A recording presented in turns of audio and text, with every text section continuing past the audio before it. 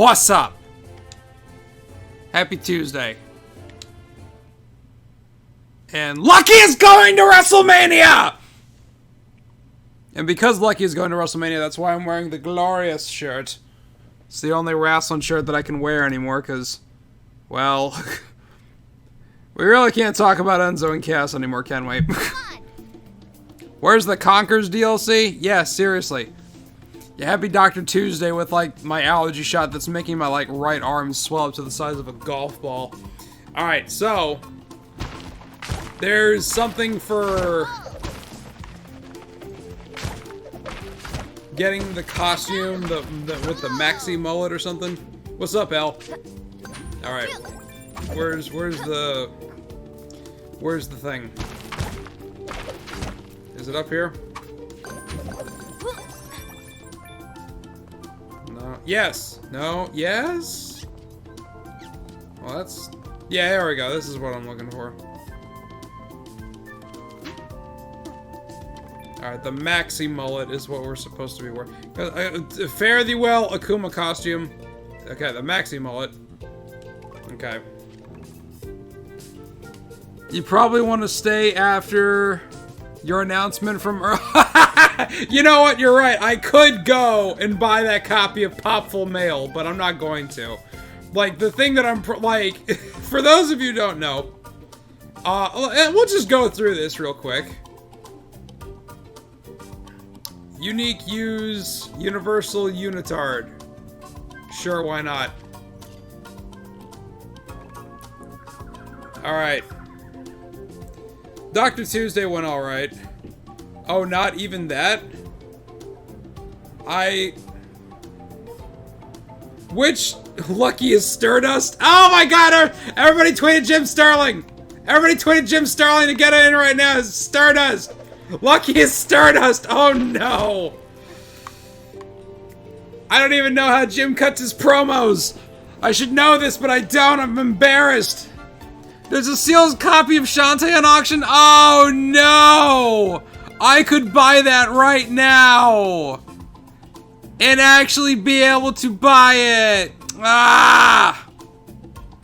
That's the whole irony. It's currently only $200. Oh no. DM me the auction link. Hey! But no, back in the spring of 2016, I was going up a ramp in my Cavalier, and I slid going up the ramp. And I had like 5/32 of an inch of tread left on my tires, and I was like, yo, this isn't okay. So like, I went ahead and did some research and ordered the Continental True Contact DWS, dry, wet, and snow. And I got them on there, and then not even 2 weeks later after I had them installed, and I also got 5 brand new steel wheels. So I got 5 new tires and 5 wheels, and so I had 5 new tires, 4 for the car and 1 in a full-size spare, because I never had one before and I wanted one. And I was going down the mountain in the rain, torrential rain, going 70 miles per hour, and I felt like I was glued to the road. Those tires were amazing. And they're for sale if you want them, because I took them off the car before I had that car, you know, turned in. So if anybody's looking for some new steel wheels and tires, size 195, 65, 15, talk to me. Because I'll get you a good deal on them. I was going to give them to my brother, but his car has 4 lug nuts, and these wheels are 5 lug nuts. Make a tire swing for gentlemen. Is a German tire swing, yeah. The German tires. It's very efficient with the fad, yeah. So anyways, I signed up for this credit card to buy those tires because I literally didn't feel safe driving my car. I was just terrified. So I got those tires, and then, of course, my car failed state inspection because the rear of the frame rusted out, and I don't know how that happened to this day, but it did.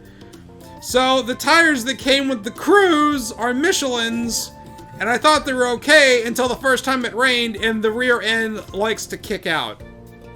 Now, being an experienced driver, having to learn how to drive on wet, loose gravel and snow and all that fun stuff, I know how to control the skid. But I should not be sliding at a 20-mile-per-hour turn in light rain. And I am, and that sucks. So, Continental does make a tire in my size, in 225/45/18, the Continental Extreme Contact DWS06. They currently retail for about $165 to $151, depending on the day. So I can get those for my car at the drop of a hat now and get them installed and not have to worry about it, because the credit limit has been extended to $4,400. I don't know how that happened. So that's a thing. You could also buy them for Tabitha as well, because they come in her size as well. And she's got Michelin's on her car too, and they still have decent tread left, but they're starting to dry rot. They're starting to crack on the sidewall. And the way she drives, which is very aggressively, that has me concerned. Speaking of which, apparently car is winning in your Twitter poll. What is your Twitter poll? Speaking of eBay, today was eventful. What was eventful? Please let me know. Save your bad financial decisions for Snatcher? Wouldn't that be something? Wouldn't that be something if I got Snatcher? Wouldn't that be something? Alright, let's go talk to Macho Man Randy Savage. You have to sign a waiver, but you know what? Legally prudent paperwork is for wimps. Oh, no contract signing here! Somebody outbids you on Magic? No. Oh, no! What did I do? Not what did I do. What did the birthday fairy do? Lexi, I'm not going to be able to see that on my Surface, so you're going to have to tell me what it is. Did I do these? Oh god, I don't think I did these. I raised the bid to $350, still didn't win. 10 minutes later, the bid was retracted. What? What? Come on! Come on! Hey, that's the dude's boat. Are we having a rematch? So I'm back in the lead with 130 and it ends tomorrow? Yeah, I'm sorry, Joe. Hold on, I'll be right back.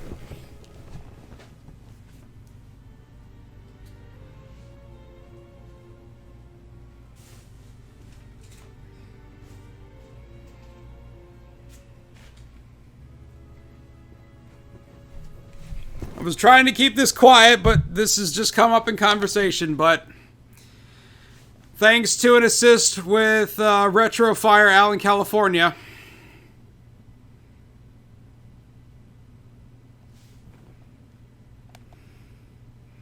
It's real. It's real! So there was supposed to be a special stream. There was supposed to be a special stream coming up, probably on a Friday, where Retro Fire and I will be going through the Hideo Kojima Cyberpunk masterpiece Snatcher. So, don't worry, Joe. My Neo Kobe pizza! Yeah, we're all gonna get to see the Neo Kobe pizza live, running through the Framemeister and looking absolutely fantastic. So, yeah, Snatcher is not my number one holy grail Sega CD game anymore. It is now Popful Mail by Working Designs. So, yeah. This. Where's the poutine? That is a great question, Cattle Wolf. Where is the poutine? I think we have to fight Macho Man Randy Savage to get it. Where is he?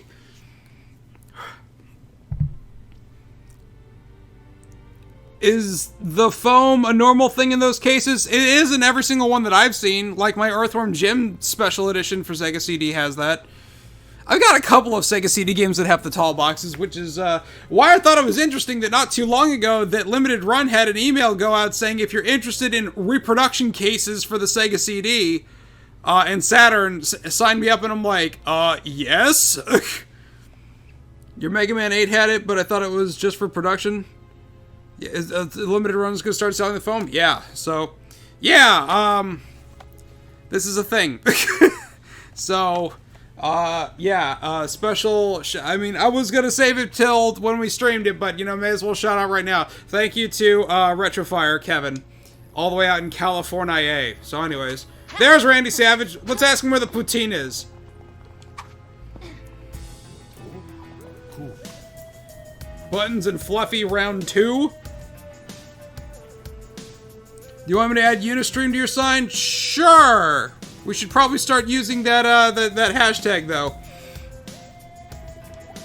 Let's see if you can take down those 2 numbskulls again with a twist and a lot more jumping. Oh, dear.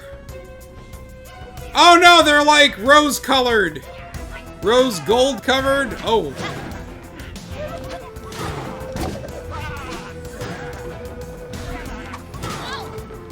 Blarg.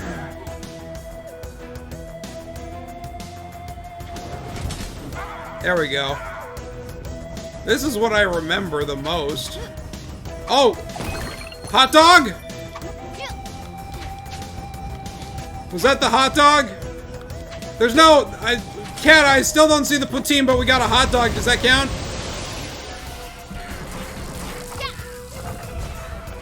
Oh. Well, that's a thing. Oh, dear.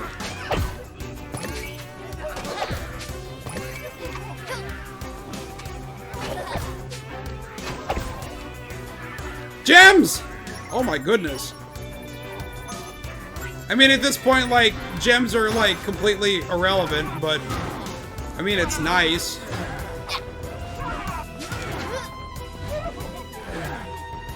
No, it doesn't? Okay, we gotta look for poutine. This is officially the quest for poutine. Catawolf wanted poutine, we're gonna find poutine. I love poutine. Yo, like, when y'all come down to MagFest, we all have to, like, come early or stay late so we can go to Jimmy's Old Town Tavern in Herndon, Virginia. It's a Buffalo Bills-themed bar, but that's not why we're going there.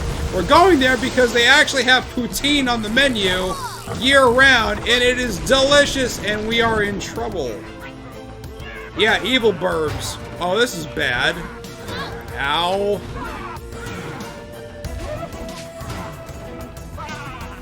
Wonder what happens if I don't beat him in 3 cycles. Because, this is about to get really, not good.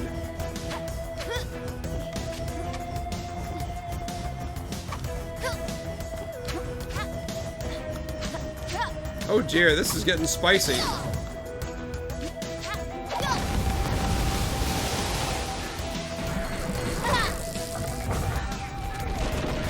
This is bad.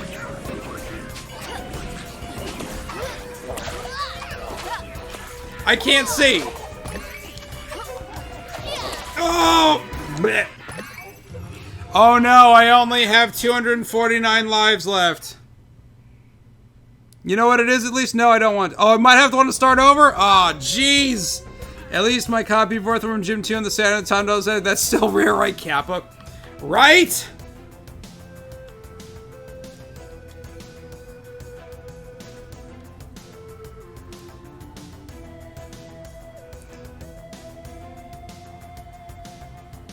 It's best not to miss a round of bombs. Okay, gotcha. At this stage, you'll maybe make Tom lose 20. No! No, it won't.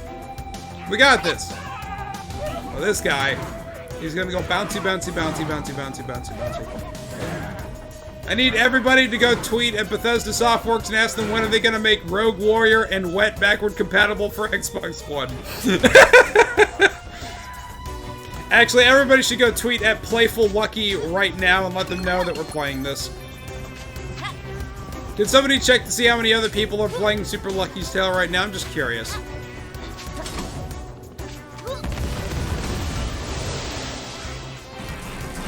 Woo! There we go, that's one.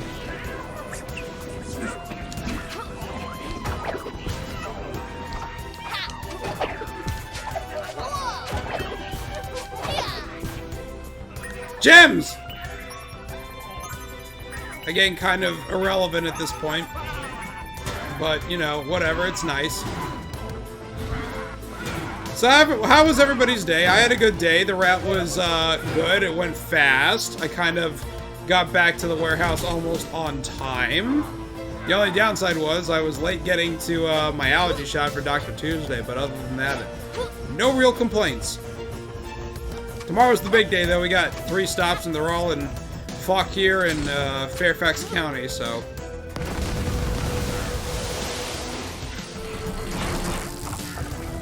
Go.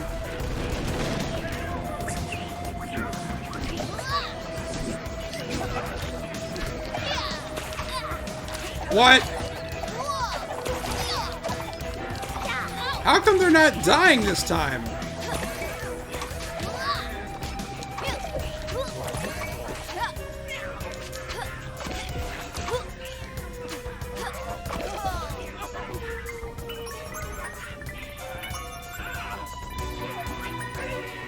Oh, great.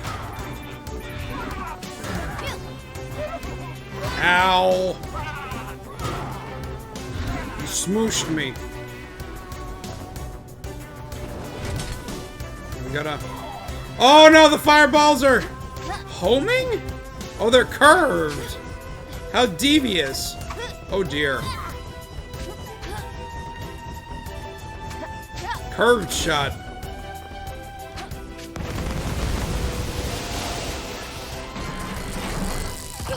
Oh, multiple bombs! That's it, you're done, you sunk. 3 stops. I gotta go to the Centerville store, the Gainesville store, and the Bristow store. You're on fire, but not in a bad way. I fell asleep watching Donkey Kong 64 Let's Plays. that's actually pretty cool to actually have the time to do that. What am I getting? No, it's not what I'm getting. I'm dropping stuff off from the warehouse. You're in the lead by 3 people. You're in the lead by 7 people in viewers. So there's like 2 other channels and they're like 1 each. You showed who's boss, you. Sweet. Yay! And I got the hot dog. Right? You get to keep that, right? Sweet. Yes! I got Olympic gold. I'm Kurt Angle. What are the odds that Konami releases Rondo of Blood on modern consoles now? If they don't do like an HD version of the PSP game, they're screwing up big time. I firmly believe that game deserved to be on Xbox Live Arcade like 9 gajillion years ago. 0? That's too bad. How'd you like that little fella? Feeling the burn yet? Or there's more of that? Keep it up. I actually found out where that burn feeling comes from when you exercise. It's actually the lactic acid being released into your muscle fibers to sustain it. Because there's a lack of oxygen because of the physical exertion. Yeah, how about that? So what are you gonna do with that big old credit increase? Nothing right now, but like if I'm starting to feel like... I don't feel super safe driving my car right now with the way it is, but I'm probably like maybe by the end of the summer, or if I can hang on a little bit longer if this winter's relatively mild, I'm probably gonna get new tires. And I know which ones I'm gonna get, the Continental Extreme Contact DWS 06. But I'm also kind of coming up on my first brake flush at 30,000 miles, so I'm probably gonna get that done too. So it's gonna be like the the emergency maintenance car maintenance card. If you're saying I should go buy that Spider-Man PlayStation 4 Pro, no. No, it's not. We're not gonna go and do stuff like that. Already did a bad enough financial decision by getting this 16 terabyte hard drive for the Xbox. And that was on my Amazon card. Hey look, we got a 1-up. No, I'm not gonna do it! Put aside 10% of your paycheck every pay. Yes, I actually have an automatic transfer to my savings account. I actually probably need to increase it once I see what I'm making at the warehouse. But that's what I was doing, and thank God I was doing that, because that $2,000 that I had in my savings account, I absolutely blew through because of the old job didn't pay anywhere close to what they promised me. And that effing sucks. Cause like, I walked into that job with $1,400 in my checking account and $2,000 in my savings. And the day before I switched to the warehouse job, I had $78 in my checking account and a penny in my savings. That's awful. Yeah, 16 terabytes. Yeah, hold on. Let me show you. It's the largest the console can address right now. See, like 8.8 terabytes free, 42.2% used, 833 games installed. Yeah.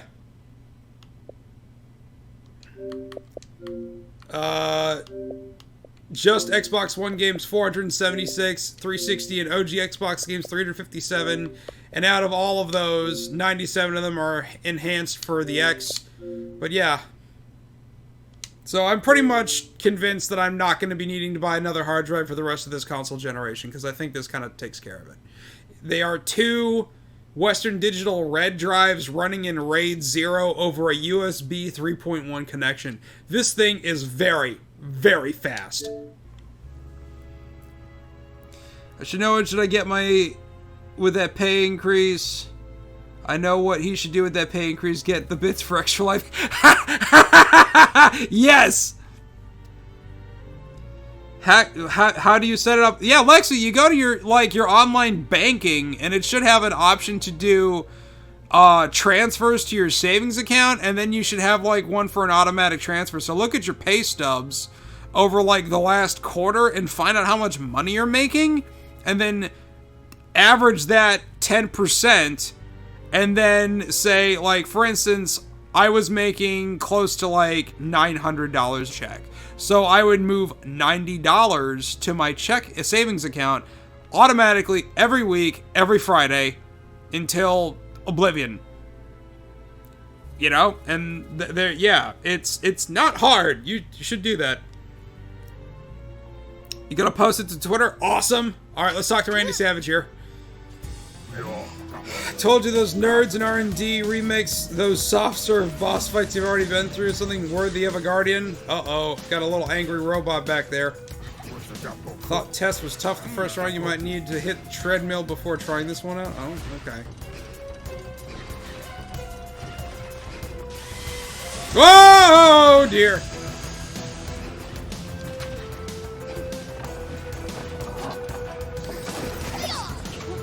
Lasers! Lasers! Oh dear.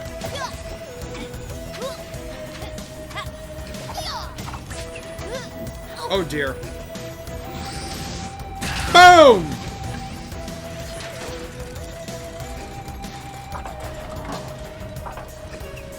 Got the hot dog!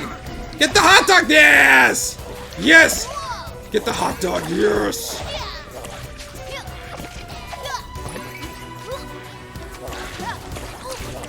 Keep ah! Oh my god! There we go. Because of the fixed camera angle, it's if you're not if you're not playing this game consistently, that's the only thing that'll throw you up, is having to use your shadow to gauge your depth perception to find out where you need to land on things.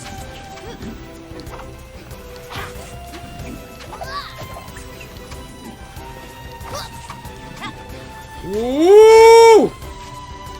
I love this game, though. I really, really do. This is so much fun. Which is why I'm about to die.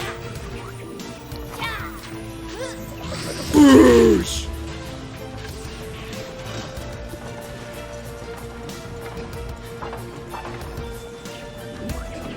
Gems!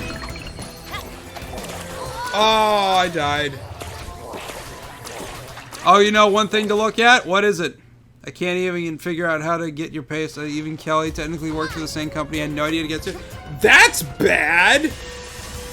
Like, human resources should have at least a website that has all your pay stubs on. Because they have to, like, legally be able to make that accessible to you at all times, because some people don't even wait for their W-2s to come in at the end of the year. They just, like, file as soon as they get their last paycheck for the calendar year, and then come January 1st, they file their taxes that way. Like Ned Flanders. Oh, that's bull honky. Use the shadow. Use the shadow. There we go. Yes. No. Yes.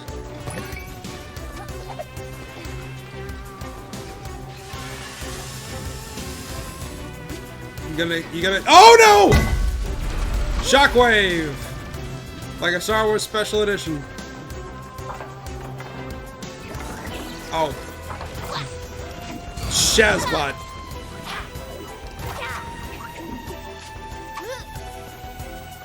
Look at how bright and colorful this is. This is so good.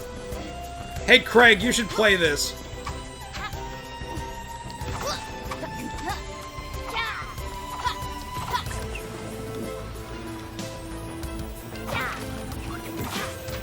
Like, Craig has such a unique way of saying bright and colorful. I can't not think of him, and whenever somebody says those words together. Because specifically, he was talking about the Super Nintendo and the cover of an issue of Nintendo Power magazine. I believe it was the Super Mario World issue. Damn it, Beavis! Beavis! Me right claw this time? Nope, you're just gonna run it right. Whoop! It is!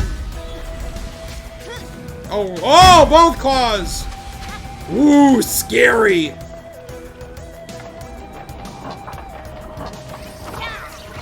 Oh boy, that's a bunch of. Oh dear!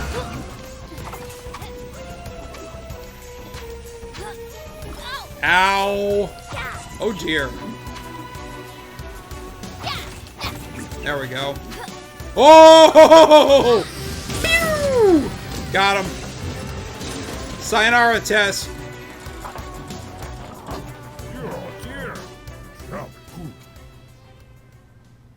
It's on. What? Well, I did do filing your work without hitch. Well, Ned owns his own business, so it's easier to file his tax. Ah, that's absolutely true. I forget about that. The rumored new Elite controller is getting revealed next week. Gamescom is next week.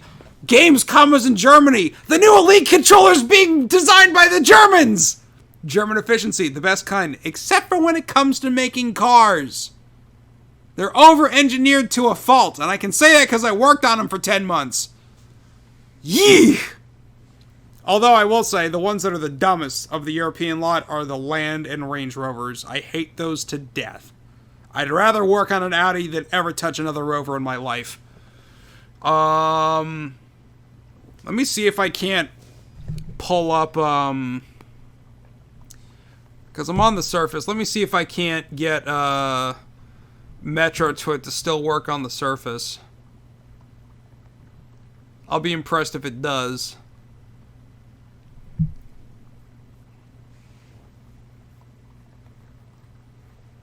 Oh my god, it's loading. Be right back. We'll be right here. Okay.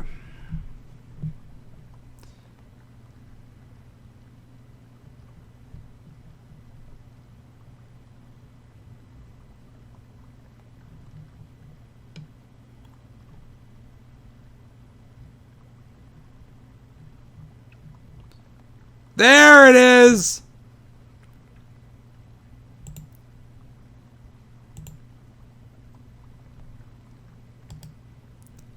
Unbelievable that it actually still works. Shout out to Metro Twit for still working after all these years.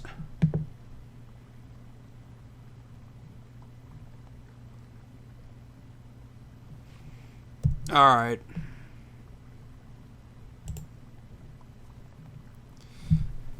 Why, it's not even like Metro Twit for desktop, it's Metro Twit for the Surface.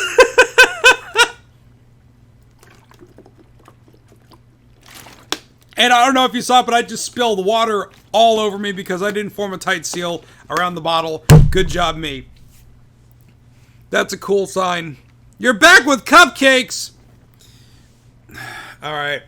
Whoa, dude, that was impressive, Lizzie. You're like a localized natural disaster. Watching them make this old warrior want to cry a little. Warrior, huh? To the max. Yeah! I did see the sign.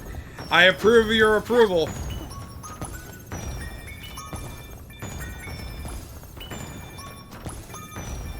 Ah, there we go. And I've got Olympic gold.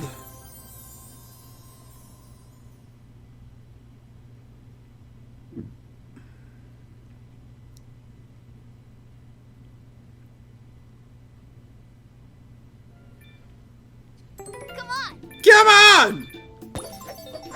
Sweet. Tea time with your grandma, that'd be nice. She's a great lady. How would you know about my grandma?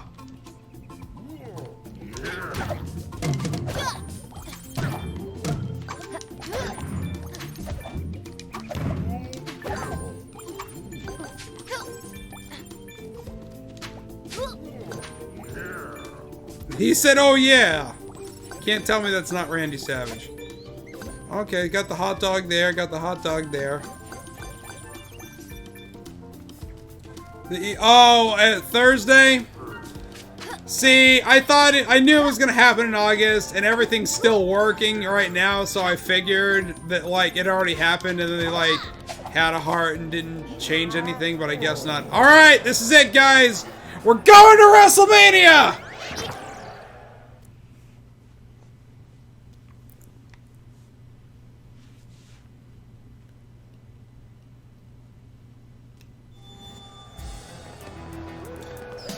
Whoa! That is so metal!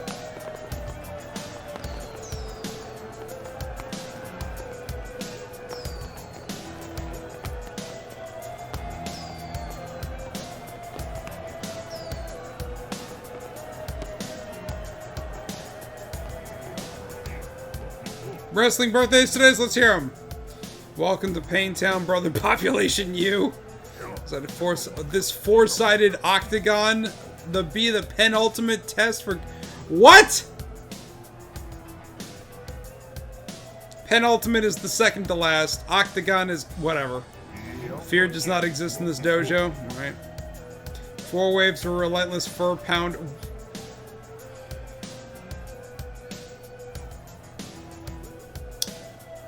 Phrasing. That's like dividing by 0. What's up, Lena? Are you ready? Totally not a tease for more DLC. Oh my god, please, more DLC for this game. It's wonderful! Just let me control the camera in full 3D, please.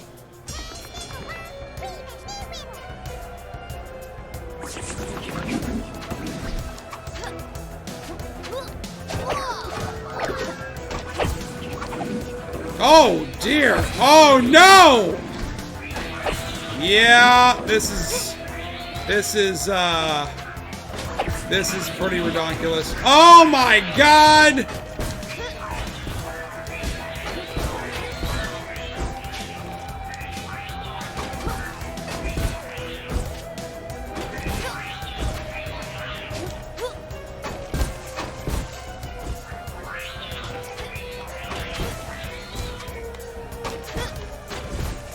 Work smarter, not harder. Oh, I almost got all 4 of them in one go. Note. Heart. So I guess that was wave 1. Oh, I guess it was. Hey, Mushi! Okay.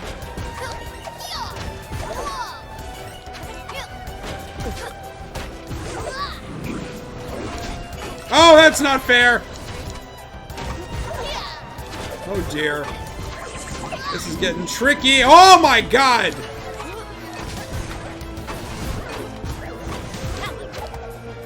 That wasn't too bad. Trick is staying up in the air.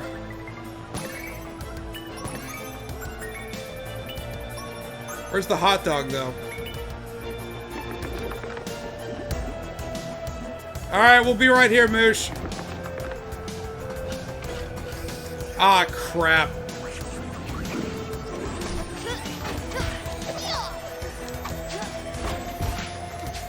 See, now that I'm playing it and I'm getting my depth perception back on this where the there's the hot dog! Cripes!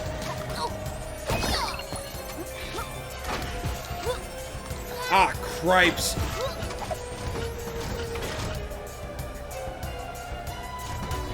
Oh, that's bad.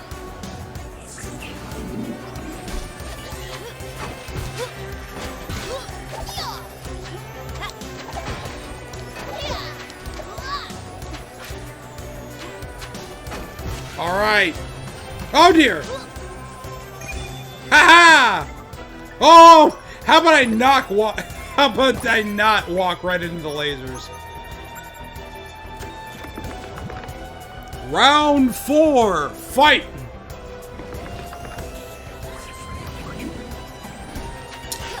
Little guy. Oh no, these guys.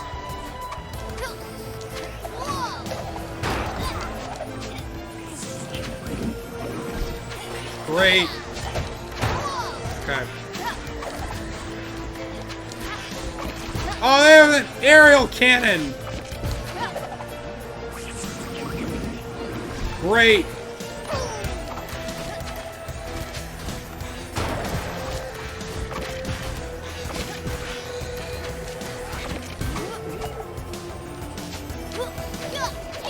Whew. Whoa! You're the mayor of Paintown now, brother! If kicking and punching were votes, you just won by a landslide. Am I Mike Hagar now? I'm Foxy Mike Hagar. Savoring these cupcakes and getting my teeth yanked out tomorrow morning. Yep. Now to do the whole thing without getting hit. I'll have to say, the Disco Inferno with Lady Meowmalade, I'm probably going to eat those words, but I actually think that was harder than this. Because there wasn't any, like, shifting floors that, like, turned into, like, harm. I'm sorry. First, happy birthday to the man whose passion has always been wrestling, that they call him Johnny Wrestling. Oh, it's Gargano's birthday! Happy birthday, Johnny Wrestling. Next birthday is originally was billed from Jamaica until he lost it. I know who this is. This is Kofi Kingston, isn't it? Ghana, West Africa. He's 1/3 of the... Yeah, there he is. This is Randy Orton's complaint. Yes, happy birthday, Kofi Kingston. Yes, yes, yes. Dude, he is so incredibly, like... Big E is the heavy, like, and Xavier's your well-rounded, and Kofi is your high-flying light guy. It's just great. Oh, it's Dumpster's birthday? It's Dumpster Monkeys?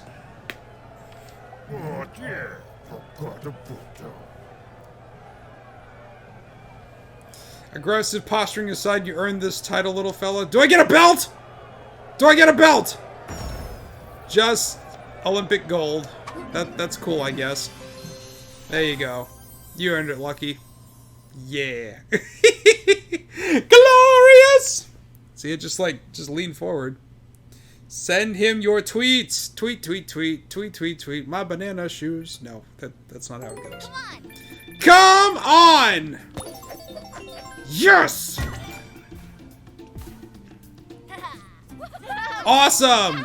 Hey, there's my sister.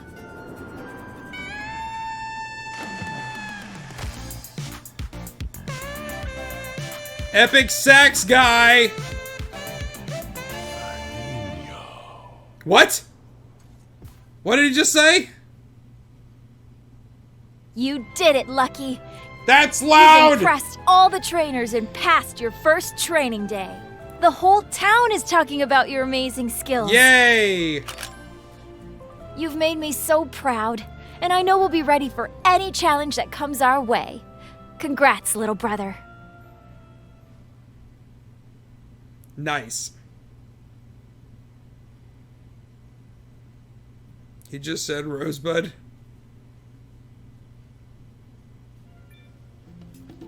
Come on! Come on!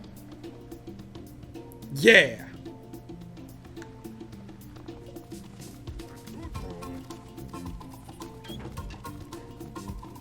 Achievements? Question mark?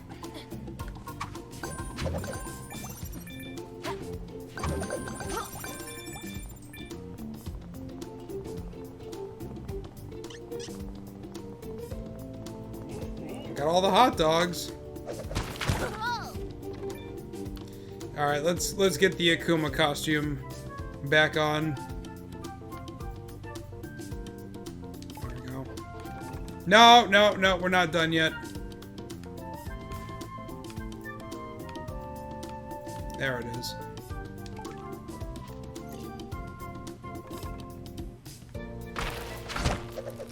Now I can be like Superstar Billy Graham with the karate gimmick. I've got plenty to do. Yep. He is so cute. Mushi, this is like one of my favorite platformers of Generation 8. It's wonderful. Alright, what's going on here? I thought... Never get... Defeat all enemies. Foxomania, take no damage.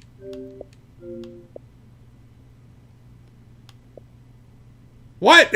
They unlocked? But we didn't get the toast for them. What happened? When did I turn off notifications?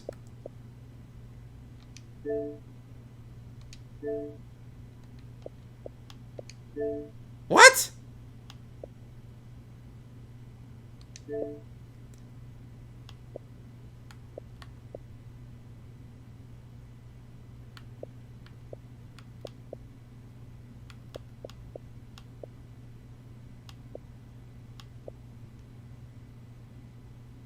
Probably got turned off in last night's incident. Maybe, but where do I even go for that? Because oh, notifications. They're turned on. They're on.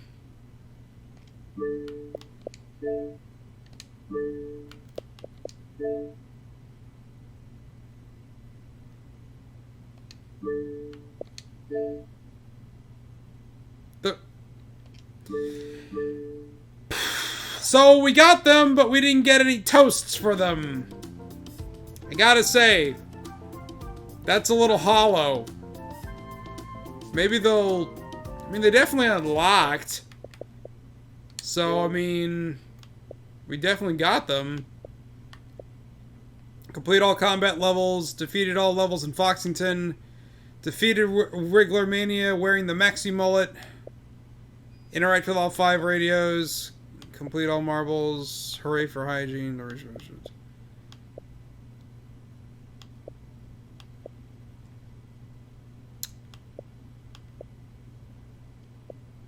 So... There wasn't one for getting all the hot dogs? Never get caught in a single run under pressure. Defeat all the enemies in top that. Take no damage in WrestleMania. The hot dogs unlock a costume? What's the costume? Now I need to know.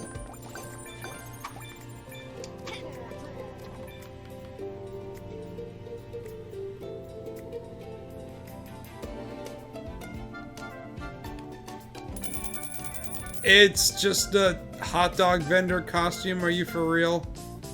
Smiley's secret sausage smock.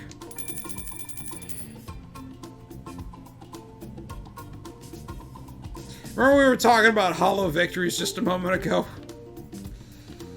Yeah, we're going to... We're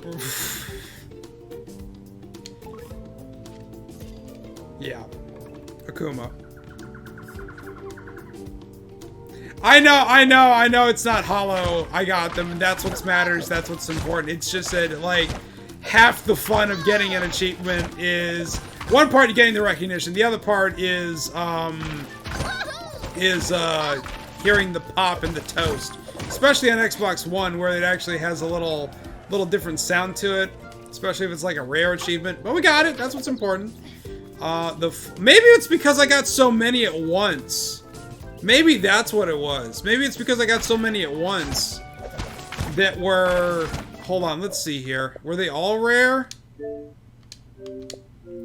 Rare, rare, rare.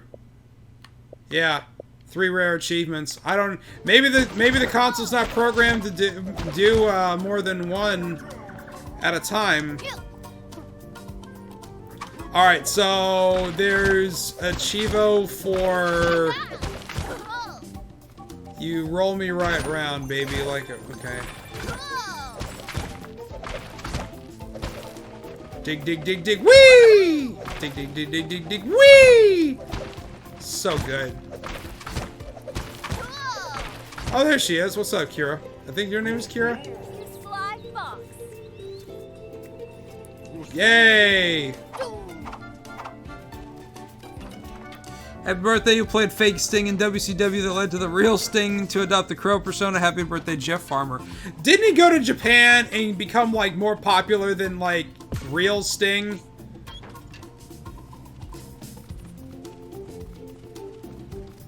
Is it under pressure?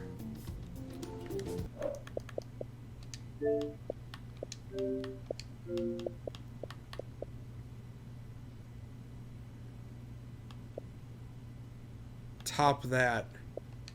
Okay, well this is the first one, so let's try this. Top that's probably the easiest. Okay. Oh, it's great, Mushi. Right. Alright, we might come back to this one. Wish I could pull the camera back. See, it starts out easy enough, but later it gets to be really, really bad.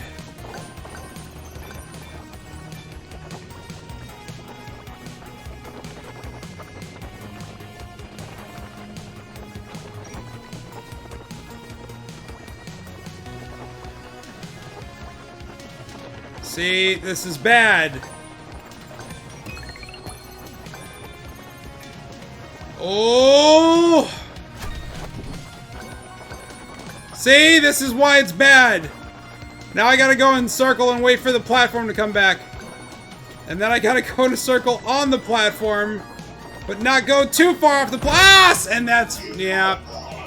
That's, oh, this one's gonna be bad. This is gonna be bad. You can stop when it's safe, just don't get caught. Yeah, he was more popular than Jimmy. Where's Top That? Young Bernard Sanders is one of the Democrats. Young Bernard Sanders, you say. Bernie!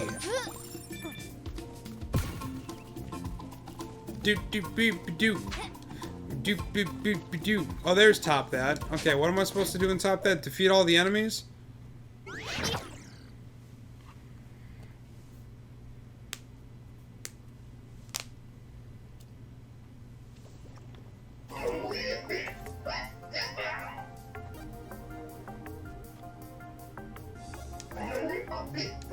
Probably. Defeat all the enemies in Top That. So there's a barb and a flower.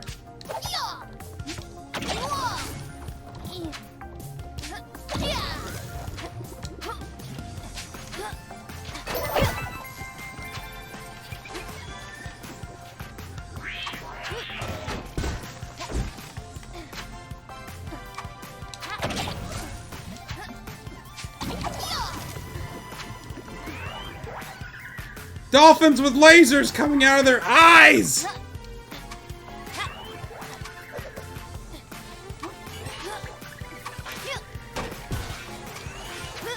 Oh!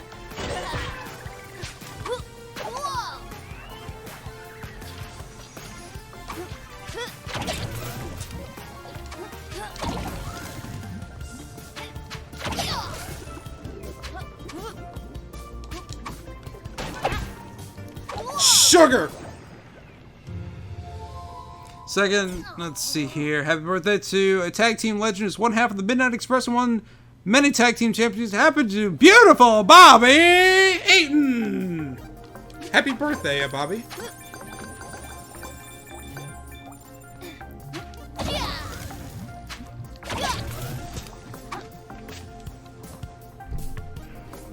You ever see me lean forward or lean this way and flick the screen? It's because the Surface's screen is dimming that I can't see the chat. I really need to get my laptop fixed. Oh, the enemies stayed dead. Okay, that's actually kind of useful. So I don't have to stress on rebeating everything. Hooray for murder!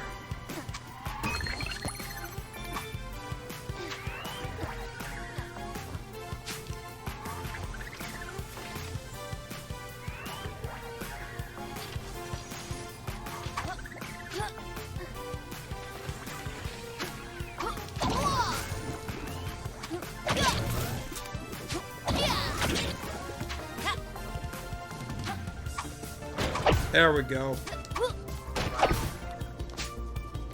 Whoa!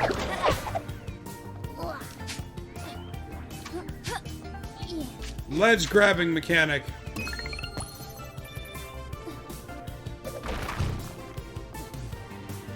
Oh dear. Checkpoint!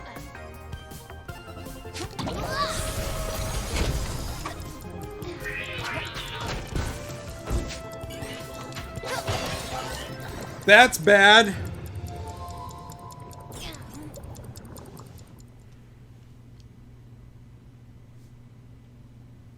When you say you can stop when it's safe, are you talking about like in the other areas? Cause like as best I can, whoops, as best I can tell, you can't like stop burrowing. You're like self-propelled when you're underground. Just want to make sure I'm not talking about you, misunderstanding you. Super Lucky's Tale in VR. You know, the original Lucky's Tale was a VR game. And for the sequel, it's like, you know what? No.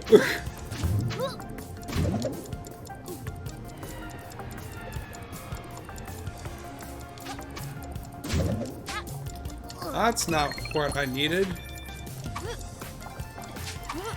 I need to fight bad guys and kill them. Oh, crap. Good job. You can stop digging when you hit a checkpoint. Oh, that's okay. That's good.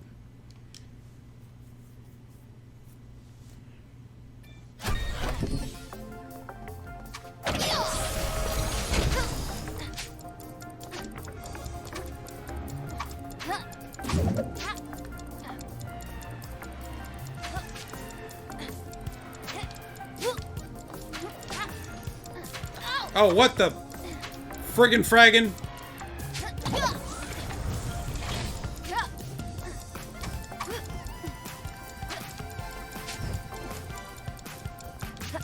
Ouija. I can't believe Ouija's dead. Man, it's a pity Kanjin doesn't do Smash Hall anymore. I wonder what his take on Luigi being dead is. It's like, bro, he's not dead, he's just sleeping. Well, this is bad.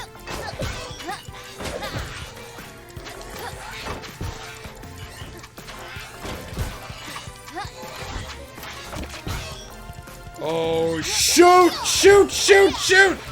Hey! Ah! It doesn't have to be continuous digging as long as you don't get caught. Man, well, it's the part where you're on the little platform and you gotta keep digging in a circle. That's when it's gonna be dangerous. Here's the thing about the Sound Rumor tab in the main menu. It's called Spirits, according to Reddit. Is it about, like, all the Smash characters that died?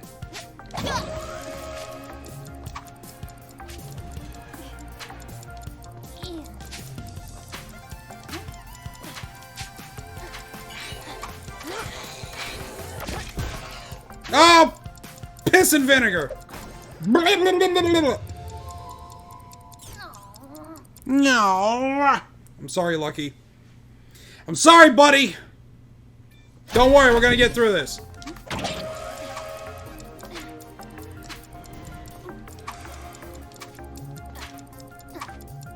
There's no hidden enemies in this stage, is there, Al? It's just everything that we've seen so far.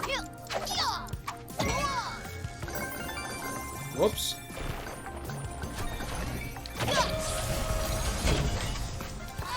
Dang it!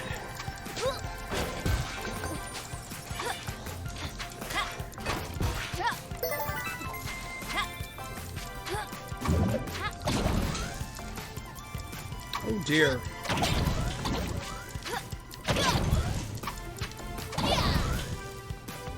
Nothing hidden? Okay. Well, that's good. Oh, there's the, Okay, this seems like a place that they would have a... Nope, just a diamond. Okay, we're done here.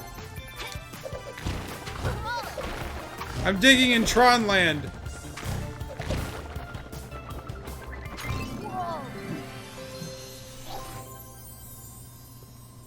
I reckon about 50% of the Smash Brothers Thanos killed. You got it. It just didn't pop again. Well, that's annoying. Wonder if it's a back-end service issue. Yeah, look at that. So under pressure and WrestleMania. Maybe restart the console. I'll do that, like... I won't do that tonight. I'll do it, like, afterwards. Alright, so let's try under pressure. And finally, happy birthday to a once squeaky clean babyface who later adopted a W. 251 days. Happy. I was gonna say, is it Bob Backlund? He legitimately scared me with his heel turn. Legitimately. I was like, him and Psycho Sid. Seems to solve a lot of random issues for me. Yeah, I agree. Hard booting the console does tend to help. Although, like, what happened yesterday with Fallout, I don't know, like, what made that work. I just know it started to work, you know? Alright, here we go. Let's do this.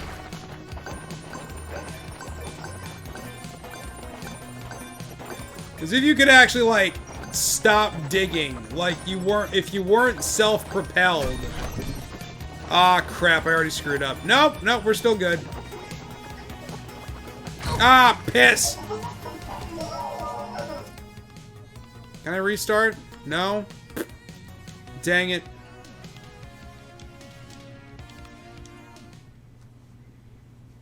But yeah, like a hard reboot of the console, like, seems to fix problems for me as well. Yep, Dumpster Monkey's birthday, fellow PUBG. In that foxhole with me. Foxhole, get it? We're playing Lucky. Foxhole, hi. Hi. Can I just, like, skip this? I can't skip this dialogue, that's annoying. Alright.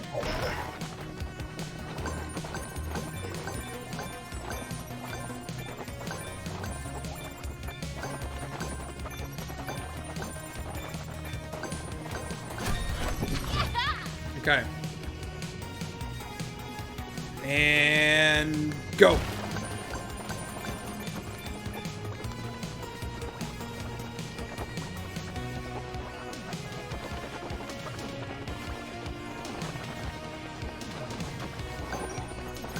Swing wide.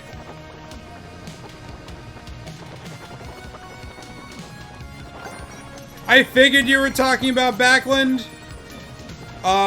But I was also thinking, Mike Rotunda. I can't remember who he tagged with, but he tagged with, somebody, oh, but that wasn't in the WWE. That was, I think that was in the AWA. This is arguably the hardest achievement. It's just quicker than Foxomania? Okay. I don't doubt it. Ah, crap. Off to a flying start already. Yeah, if I can't get it in like 2 fair shakes, then we'll go do WrestleMania next. Because I actually think that's very obtainable. Well, this is bad.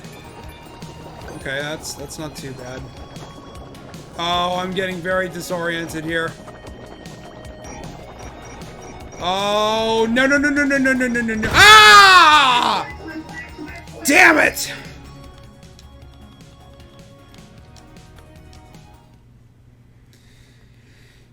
All right, let's you know what? Let's save this one for last.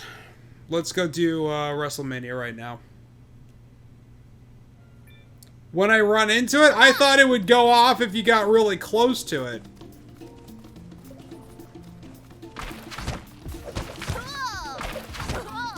What's up, Randy Savage? Of all time! Of all time!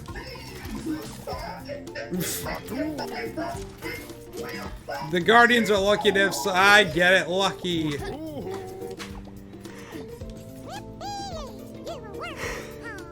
Lucky squared over... What? Okay. It just beeps faster when you're close. Ah ha ha ha ha ha. Gotcha.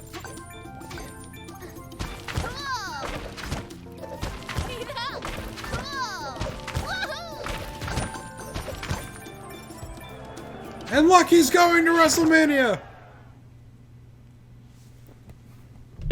Let's get a sip of the water.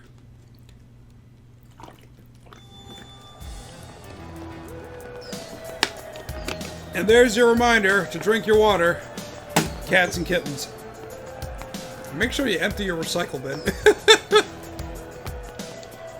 I can't skip any of this! All that much more punishing when you screw it up.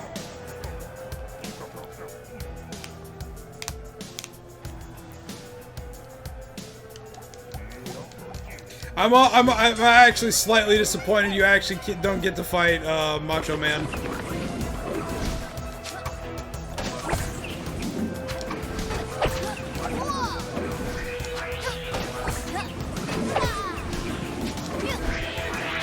Yo!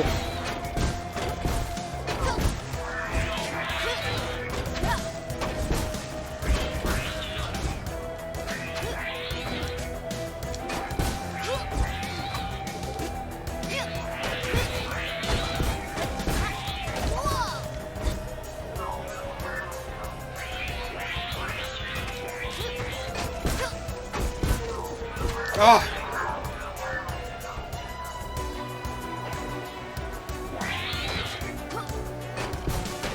Alright. Round 1 complete. I think the only really one that we're gonna have problems with is when they actually start changing floors. Why are you sweating? Why are you yelling at me, man? Just gotta stay above ground, you know?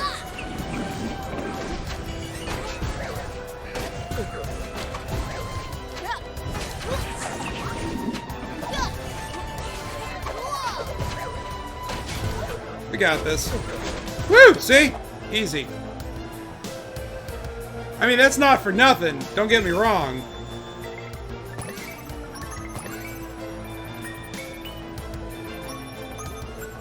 I mean, the trick to that one is just stay above ground.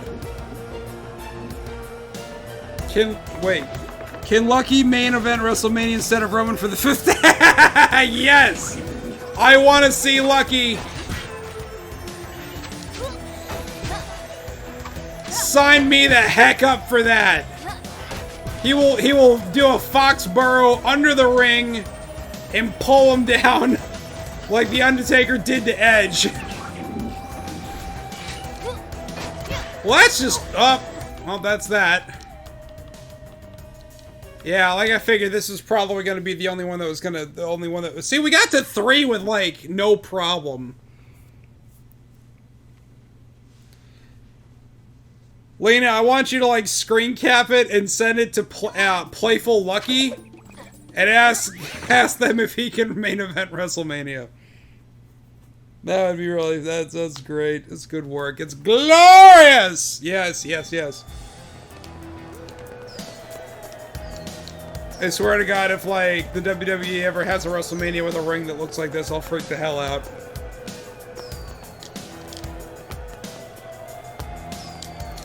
I can't skip this!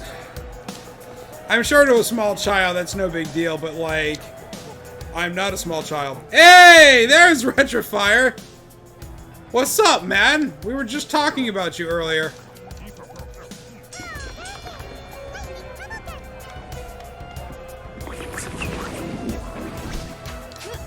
Oh.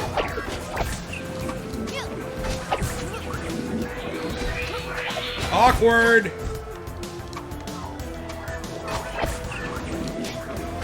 There we go.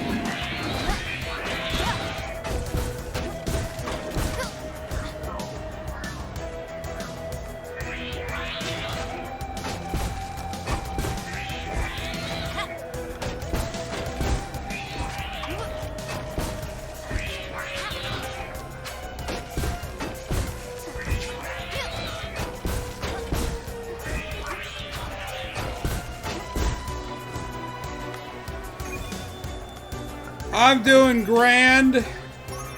Had myself a pretty good day at work, which I have not been able to say since the GameStop days. And yeah, having some fun with some Lucky Tales.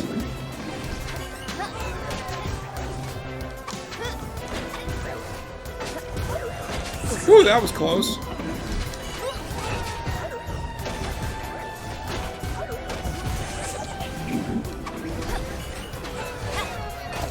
Ooh. Easy peasy lemon squeezy!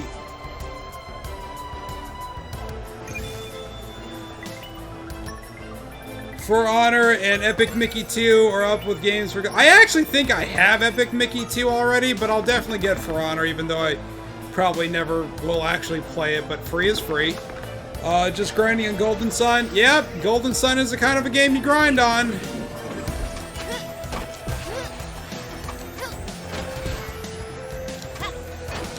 You know, by the way, I threw that game in on the Framemeister.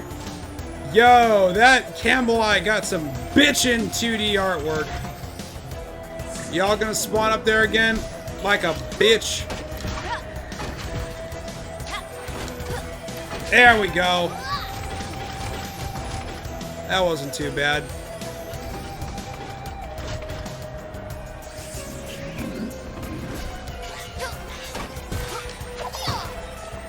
Ah, piss and vinegar.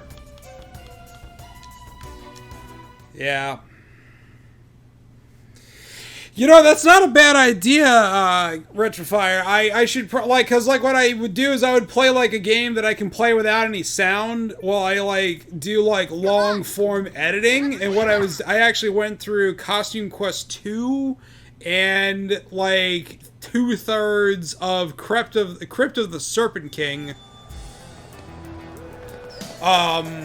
You know, I need another game to play, and you know what, I might do that.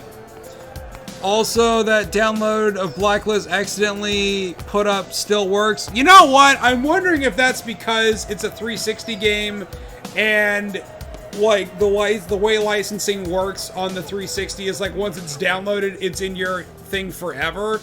Like it's not, it's like it's not like, it doesn't have the same kind of digital rights management that Xbox One games do, like where you have like a timer on it. Like 360 games, I think it functions on a either you have it or you don't. So I think the instant you added it to your download queue, it was permanently attached to your library. There's hints of Skull Kids and Majora's Mask and Isaac. The next one you see. So okay. Yeah, a lot of people are saying Skull Kid too. I'm just hoping that Majora's Mask and Ocarina of Time get ported to the Switch. Basically, I want everything that Nintendo did on the Wii U and the 3DS put on the Switch. Like, both catalogs, all of it, on the Switch, please. That's what I want. But take Ocarina and Majora, put it on one cart like a combo cart, or sell them separately, I don't care. Or just put them in the eShop. I'd rather you have it on cart. But, like, put it on the Switch! God damn it! If you want to print money 1080p, 60 FPS. Put that S on the Switch. Zelda CDI on Switch. I swear to God, if somebody can get me a CDI, damn it, Beavis, a CDI with the Gravis gamepad style controller, I will do the Zelda CDI games. I believe that console had native S video out of the box, although I have seen RGB mods for it, but you know. Come on. But yeah, dude, I'll do it. Well, maybe I'll do it for like Extra Life or something like that, but I'll do the CDI games. Still expecting from someone from ARMS to show up? Oh boy. Him and Hihachi are probably most likely Namco reps. Oh, you want Lloyd Irving for Smash? Yeah, that'd be pretty dope.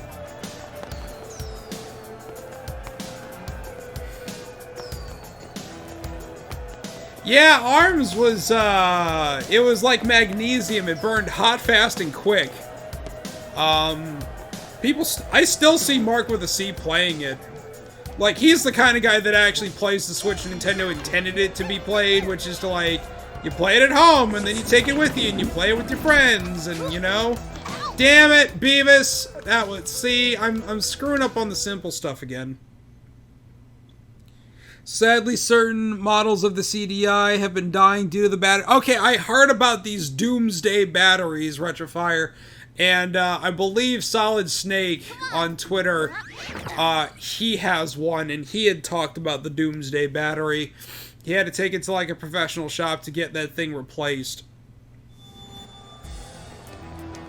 And once that battery goes, like, the hardware is done. Like, the whole thing is a paperweight. And that sucks. If Heihachi gets in, would he be the oldest character in Smash, like, age-wise? Probably.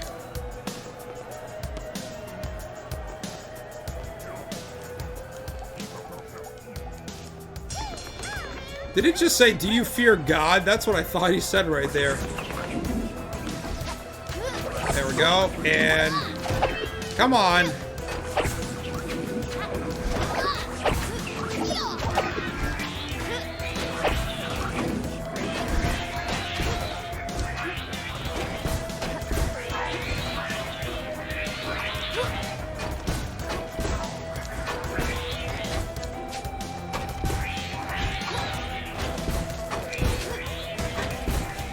Oh, I can just walk over them?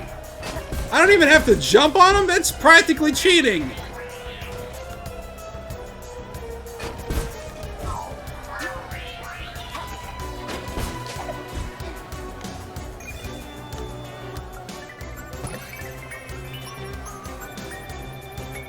I mean, actually, if I do it right, I shouldn't need the heart, so...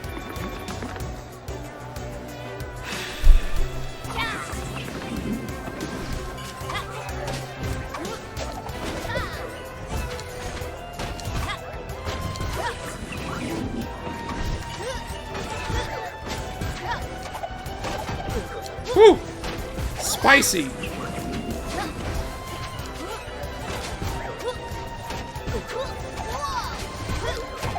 Oh, baby! Love it. The King K. Rool reveal? Yeah, that was pretty neat.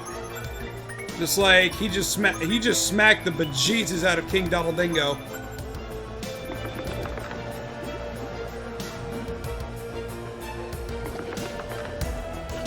That's cool. You don't actually, like, there's... The hearts are still there.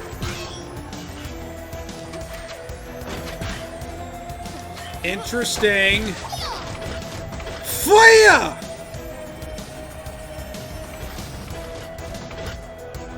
Yo, if anybody gets added, like, from Earthbound, like Porky, like, you can... that has to be a sign that Mother 3 is gonna happen. That has to be a sign. Or Pokey, or whatever you want to call him. Dang it, stop dimming out.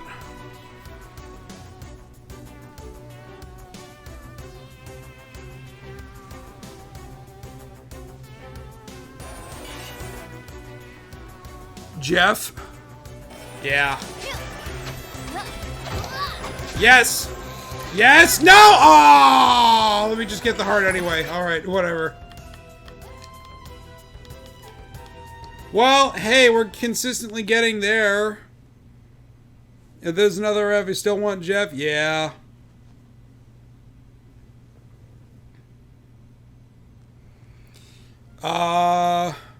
Jeff confirmed as an assist trophy. Aw, boo.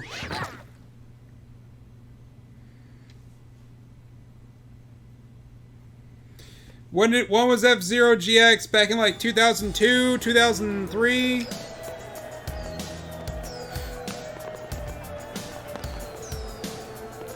Yo, if they really do announce a new Elite controller at Gamescom, I will freak the heck out. If it has USB Type-C, I will freak the heck out.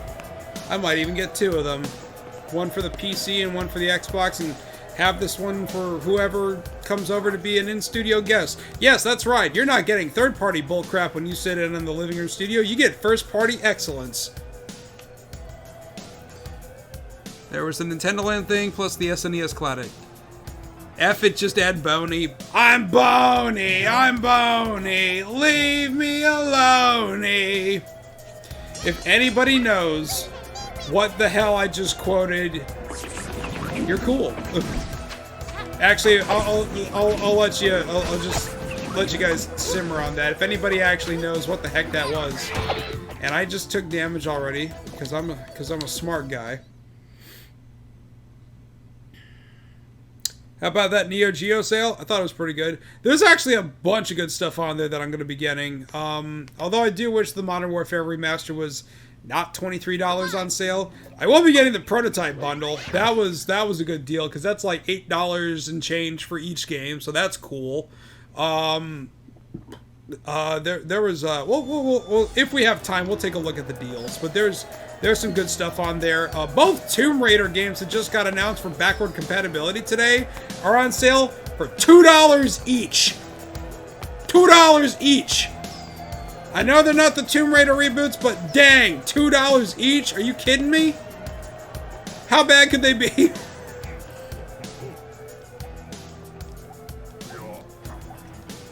Both Metal Slugs, Metal Slug 3 and Metal Slug XX, both are back. I think they're both backward compatible. I know Metal Slug 3 is, and those are actually have online.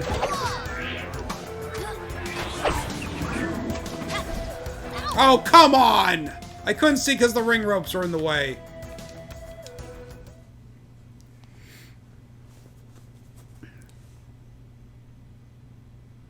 Also, Miyamoto says that F-Zero isn't officially dead, just the same problem Star Fox had. Yeah, I mean, like, Star Fox Zero wasn't bad. There was just too much, we gotta use the Wii Pad for the sake of using the Wii Pad. Remake that for the Switch. Do Star Fox Zero Special Edition or something like that. And get rid of all the Wii U gamepad effery that, like, made that game not good. You know? You can still play with the gyros if you want to use the Joy-Con or the tilt sensor in the, what the hell is this thing called? The Classic Controller Pro? You know, do that, but, like, don't make it mandatory. That was the last game I played on the Iwata Tribute stream, and I was frustrated to all heck. I was not having a good time with it. They just can't think of a fun way to advance the series. It doesn't have to be that way. I mean, like, for Zelda and Mario, I can kind of understand that, but Star Fox just have good game design. It doesn't have to be, oh, for God's sakes. It doesn't have to be a revolution in the gameplay. It just has to be better than the last one. You know, that's just easy. Just waiting for Nintendo to port Wind Waker HD to the Switch to bring back the Tingle Tuner. I don't think it's going to happen. I think, if anything, the Tingle Tuner would have been best implemented on the Wii U with the tablet controller, and they didn't do that. I think that was the biggest missed opportunity that game had. Which is too bad because there's actually some lore that you can see on the Tingle Tuner that you can't see in the main game. A lot of it's talking about Majora's Mask. But, you know, whatever. SmackDown is in your neck of the woods this evening? Dude, why aren't you there? Speaking of which, has SmackDown started yet? Oh gosh, it's almost 9 o'clock. Couldn't you dream of someone with a 3DS controlling Tingle? Yeah, but I don't see them ever doing that. Because work. Oh, whoops. I still have your tiny Wind Waker model of Outside Island with the itty bitty link. Oh, Mushi, that's wonderful. Mushi, if you can, take a picture of that and put it on your Twitter. I'd love to see it. Alright, focus. Maybe if I turn it at a slight angle, maybe that'll help. Nope, sure doesn't. Dang it. You also had a truck today? What, you have to handle delivery as well?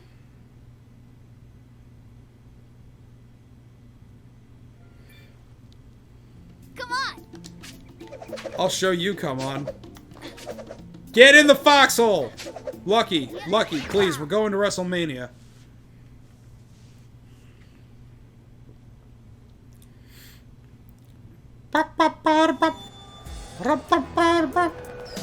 Get a bunch of Nintendo things from the Toys R Us clothes, saving it. Aww. Your birthday is this Saturday. Uh-oh. Bring in the inventory. Don't they don't have dedicated people for that? Or like the truck guys don't do it? Because that's what I do. Like, I take the merchandise to the stores and I stock it. Well, I mean in the back room. I mean, like, you know, the regular guys bring it out to the floor if they need to, but you know.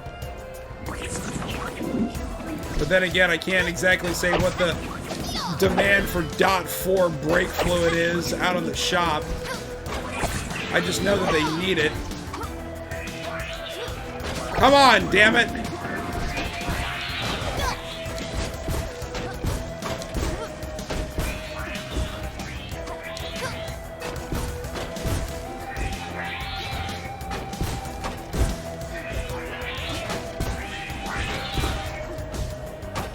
Woohoo! Nice.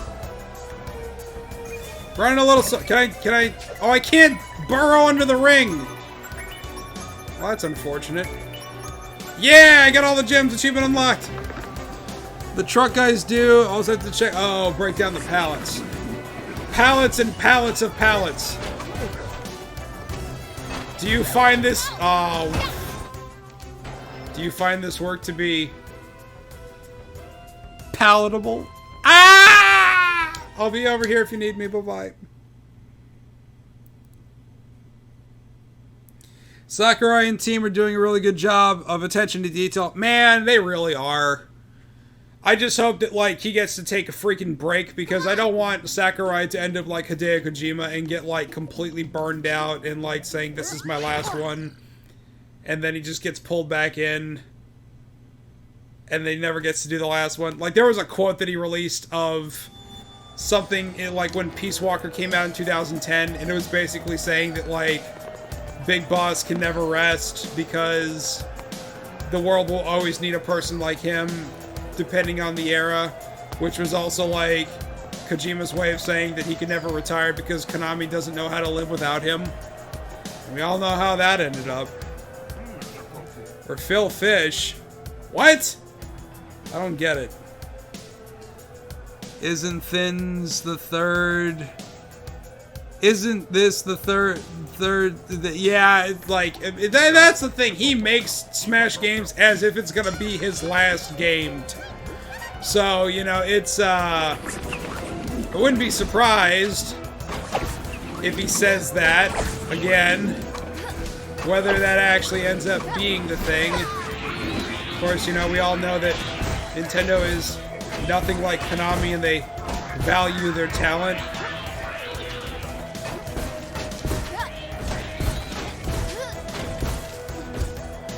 I mean, that tells you, like, the biggest difference. Ah, come on! It tells you the biggest difference between Nintendo and Konami. Nintendo goes ahead and makes a new game from the ground up or does like a super enhanced port and releases it on a console. Konami gives the blessing to have one of their games go backward compatible. The respective fan bases freak the heck out, but like, You know, that just says, like, that just tells you the difference. And that reminds me, I need to pre-order the Zone of the Enders Mars thing. Because that's like next month. Gosh dang it. I haven't seen the Smash Direct yet. I need to see that. I need to see where all these new characters, because I see people talking about them. I want to get in on that. Bill Trennan said, "Don't take a word from Sakurai when it comes to going to make sense when you're done with." Yeah. Bill's a cool dude. I actually remember him when he was just Miyamoto's translator, all the way back in 2004, and look where he's at now. You know, his impact and his reach is rather big.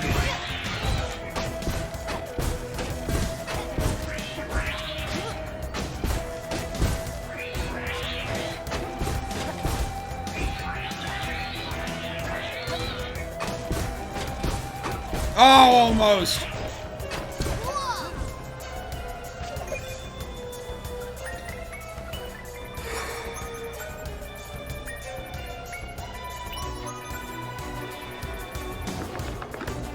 Yeah, Richter. My favorite thing about the reveal. Oh, come on, I landed right on the fireball. That sucks. The funny thing, my favorite, and I know I talked about this, he was either on Sunday or maybe even last night, that, when they revealed Richter, like, there's two different, like, camps of people on Twitter, like, oh, that's awesome, Richter's in it, and the other part of people who's never played Rondo of Blood or Symphony of the Night, who the F is Richter? It was just like, oh, no! The Bloody Tears Monster Dance remix is godlike? Ooh. You know, speaking of Rondo of Blood getting re-released on modern consoles, that's like something that like Konami needs to do like yesterday is re-release the Dracula X remake for the PSP on Gen 8 consoles. They also need to re-release the Castlevania Resurrection, Gradius Rebirth. I'm sorry, Castlevania Rebirth, Gradius Rebirth, and Contra Rebirth on Gen 8 consoles as well, because so far all of those games are forever locked to the Wii and the eShop has been closed, so bloody hell.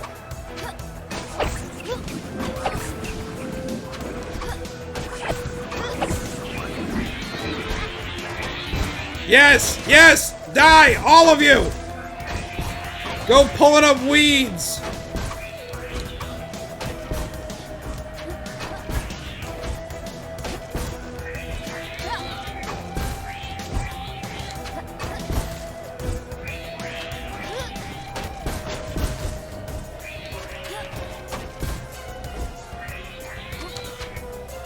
Whoa, that was weird.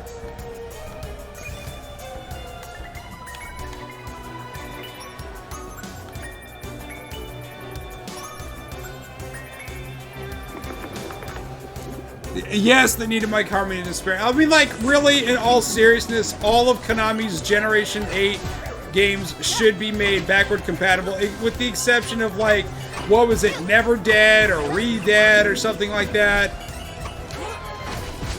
I mean, that game is really not good. That one doesn't need to be. But the fact they made the Silent Hill HD collection backward compatible, of course, begs the question, does running it on Xbox One X solve the performance issues the original game had? Heart! We're on to round 3. This is when it starts getting really real. Yeah, Harmony of Despair needs to be backward compatible. And it's shown that it can be done. Symphony of the Night's backward compatible. Are you serious? It spawns... Oh, that's what I get for just standing there. That's like a Snapple bottle right there. Just twist the top. Yeah, how about that? Come on!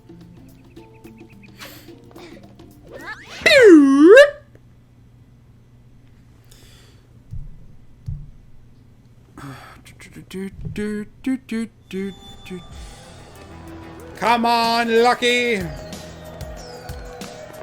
Only got 2 achievements left.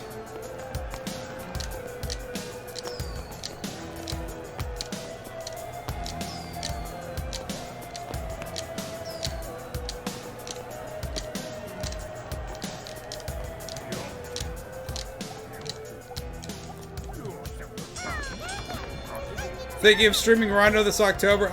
I don't know what we're gonna do. I mean, like, Clay and I already want to do for spooky games, like either do Resident Evil. Piss and vinegar. We're either gonna do Resident Evil 4 or start Dead Space. So it's either gonna be one of those two. But as far as like the Castlevania game, what day of the week does Halloween fall on this year? Let me have a quick look here. Because we gotta do Darkstalkers, that's tradition. Falls on a Wednesday this year. So we'll see about that. Or Bloodlines. I could do Rondo on Platformer Tuesday. I don't know if we're gonna finish in one go though. We would probably need to start like hella early. They do only come out at night, though. That's right. Da da da da da da da da da da da da.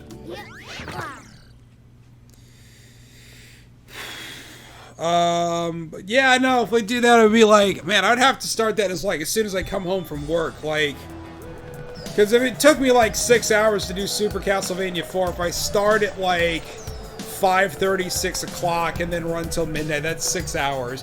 I know I could do Rondo of Blood in 6 hours. I could probably honestly get it done in 3, because I've actually beaten that one 100%.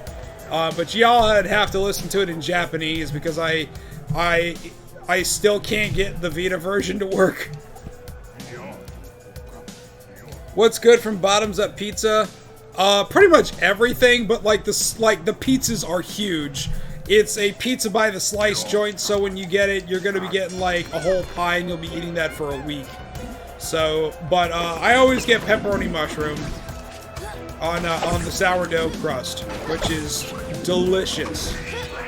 Like, sourdough is probably my favorite bread. And the only way it gets better is when you have sourdough infused with little bits of cheese in it. I love sourdough. I love sourdough bread.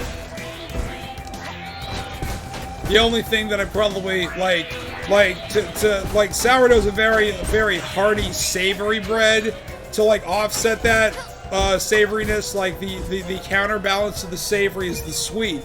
And my favorite sweet bread is definitely, without a doubt, King Hawaiian. King Hawaiian bread is godlike, and IHOP actually had French toast made out of King Hawaiian, and Tabitha and I had some of that recently, and it was god-tier French toast. God-tier French toast. Like, if you like French toast, like, that's the way to have French toast. God-tier French toast. Whoa, that was close! See, we can consistently get through Wave 2 without a problem. Yeah, King Hawaiian's awesome. Sadly, their fighting games division is rough spot at the moment for Capcom. Here's a way they can get around that. Make Third Strike backward compatible, because they sure as heck didn't get the 30th Anniversary Collection to work right. 4-player lobbies, are you kidding me? It's ridiculous.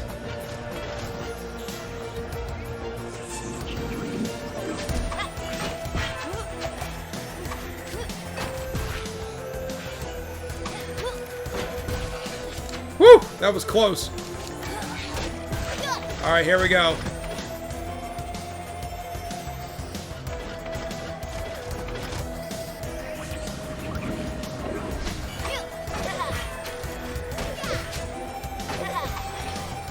There we go. Woo!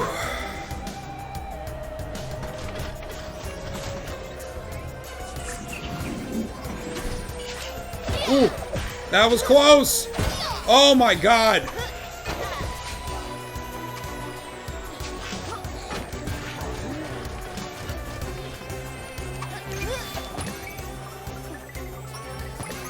Alright, this is where it gets really real. This is where it gets really real. She's on fire! From downtown! Oh, these guys. I forgot about this. What? I took damage! Damn it. Well, let's just do this just for the practice.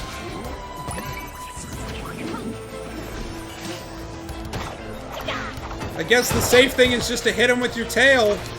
Because I don't know what I took damage from.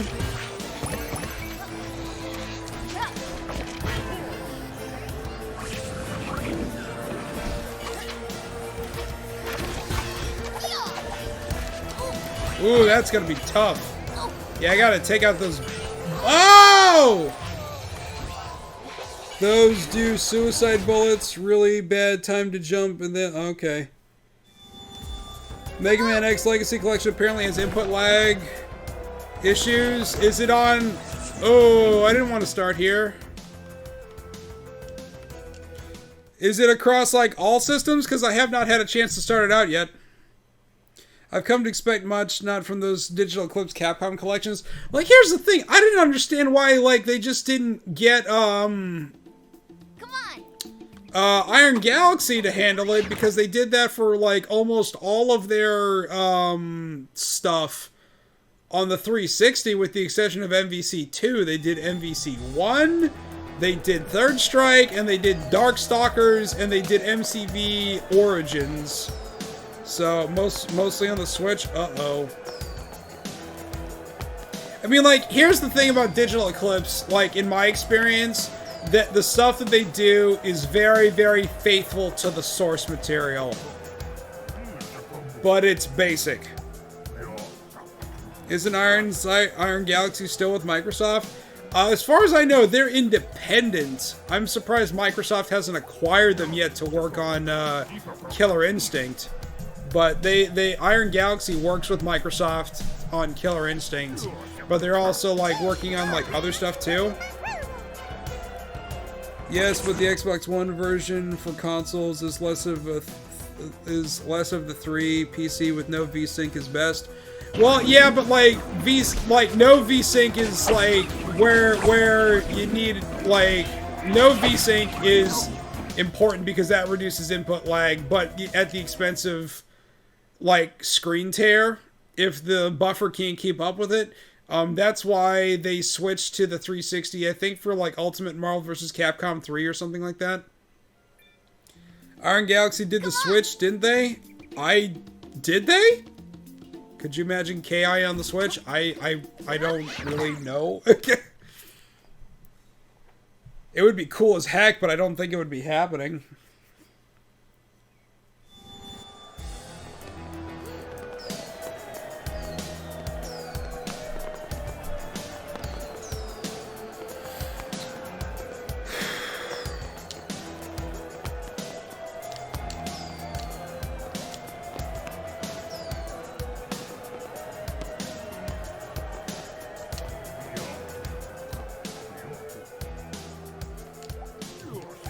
Four-sided octagon, sure, whatever, man. Ooh, that's bad.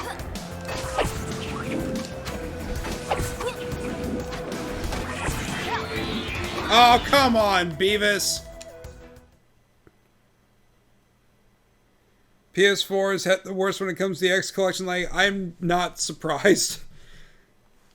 That seems to be a general problem across that platform, unless if something was specifically made for it, that there tends to be frame rate issues.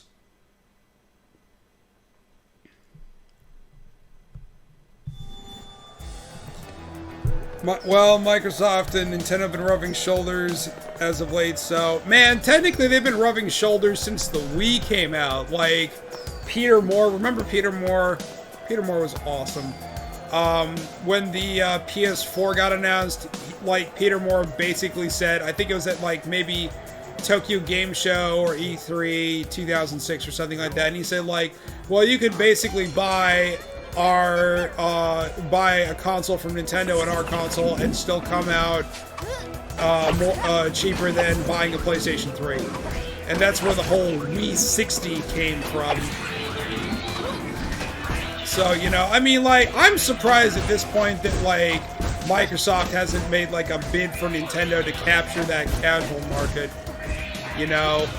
Because Jay Allard went out on a limb a long time ago and said he would give up his Ferrari if he could get Miyamoto to make games for the Xbox. And, of course, that never came to pass, and Jay Allard doesn't even work for Microsoft now. He's retired on that fat stack of cash money. But, you know, I don't think Nintendo's ever been for sale in their company's history, but, like, I'm sure Bill Gates could just buy them outright and just say, hey, you just keep doing what you're doing. Just every once in a great while, you know, make a game for our main console.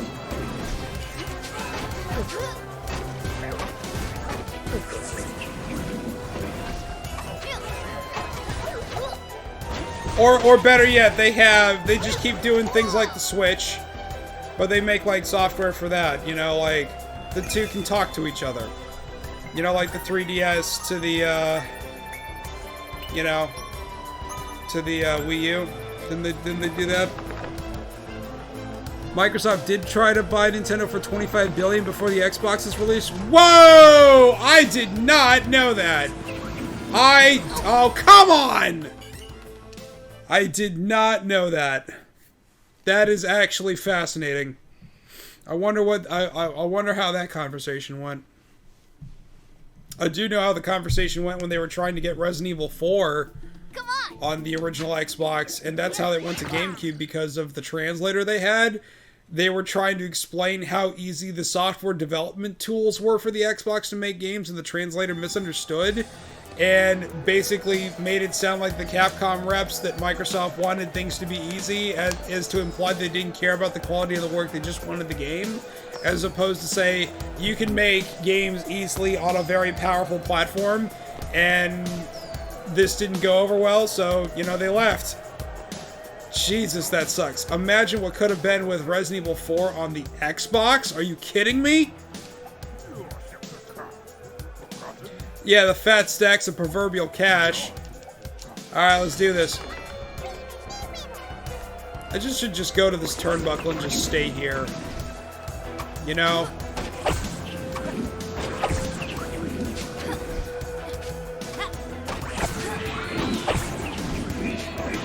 So, Dean Ambrose is back.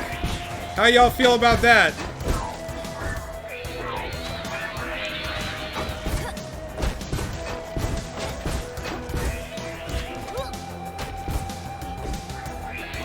Do you think that haircut is just a summer cut, or do you think that's indicative of something else? Was the translator done, Matrick? Oh no! We do not speak that name in this house of Xbox. Screw you, Don Matrick. No, you got it right, Warman. You actually spelled it correctly too. That a-hole. He did more harm than good to the brand. You know, like, you know those people that are too smart for their own good, but it only makes sense to them? And they do something that, like, doesn't really work for everybody else, but only works for them? That's who Don Matrick is. Microsoft didn't need that. You know, they had gained so much of the market share under Peter Moore's leadership.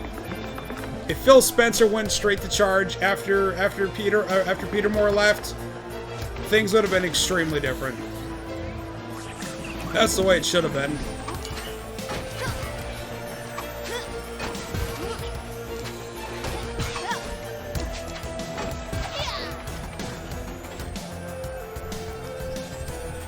Yep, that was not a good comment to say. And that's exactly what I'm talking about with that guy. Oh, come on. There we go. There we go.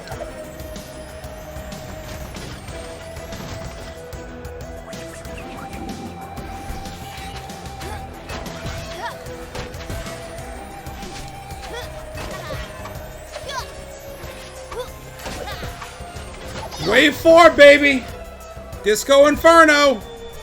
Not really, but you know what I mean. Get hype! There we go, over 300. She's on fire! From downtown! Whoa!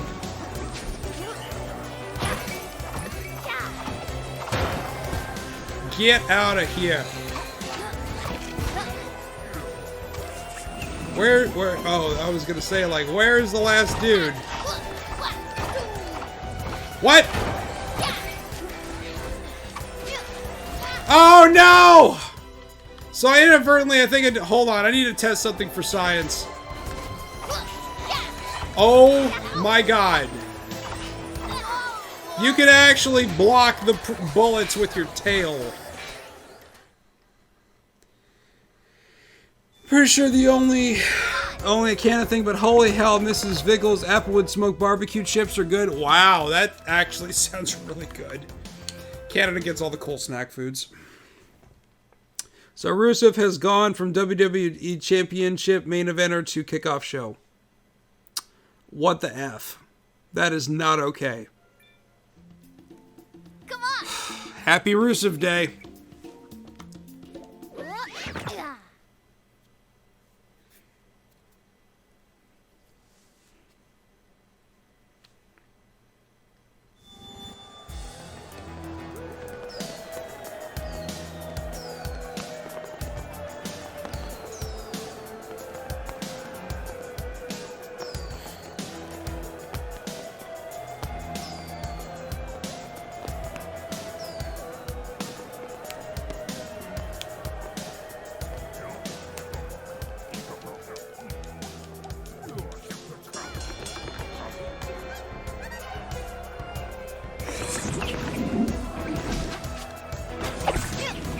Oh!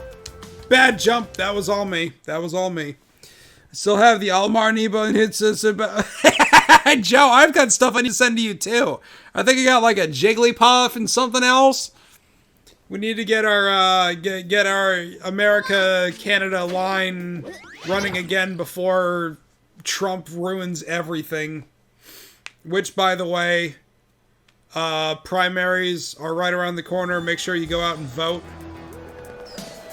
You already have Jigglypuff? Whoops. Oh no. You want an extra? Maybe I'll give it to my brother to pay tribute to his monstrous Jigglypuff from Pokemon Blue. Jigglypuff. Whoa, that doesn't sound right. That sounds evil. Hiya, hiya, hiya, hiya.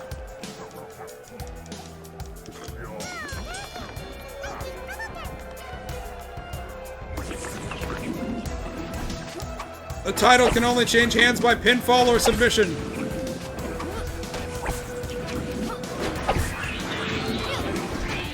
Oh, speaking of Canada, apparently Death Road to Canada got ported to the 360, Jesus Christ. Apparently Death Road to Canada got ported to Xbox One. That's kind of cool. We might have to play that at some point. Now, if Oregon Trail actually got ported to Xbox One, that would be also cool. Come on, damn it.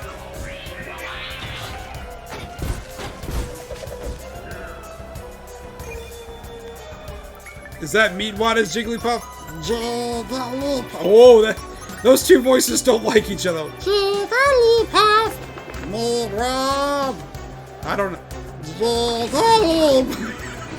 No, those two voices don't like each other. That's not gonna work.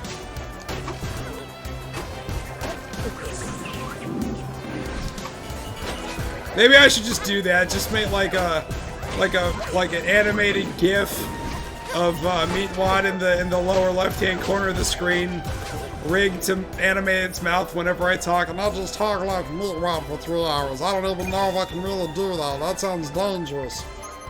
I think my vocal cords will kill me. That might be the best, worst idea I've ever had in my life. Oh dear. Major news in American politics and good news at that. What? They finally impeached Trump? Oh crap! No! I'll tell you what's like not good in like...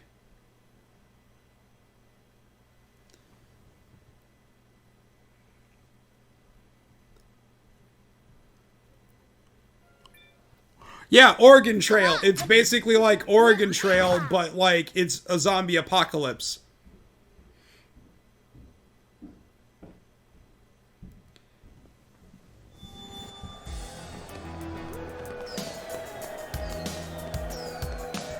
Well, that's not Trump getting impeached, but okay.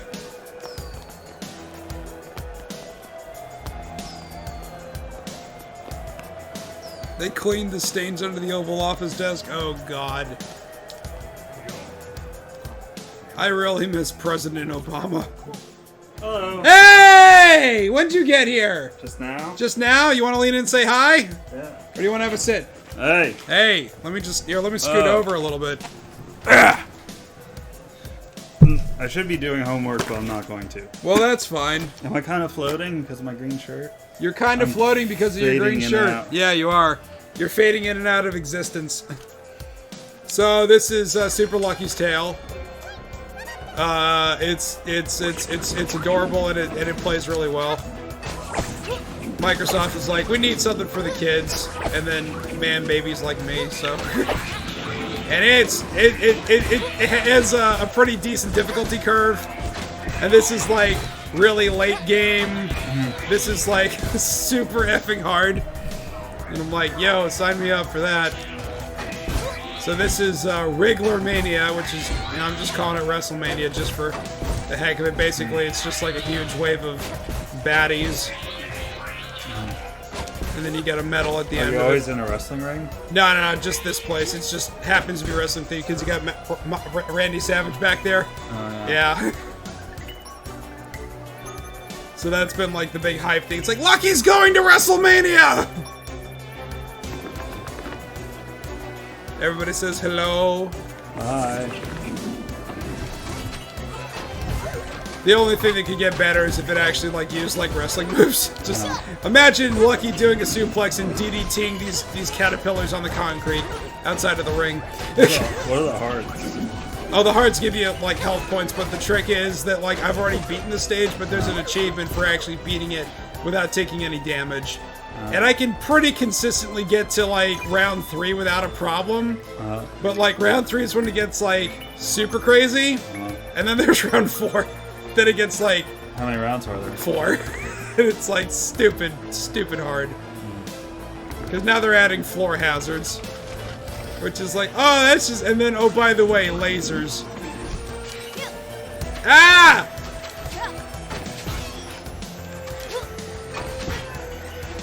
So, I mean, like, I could grab those hearts, but, like, ideally, if I do everything right, I'll never need them.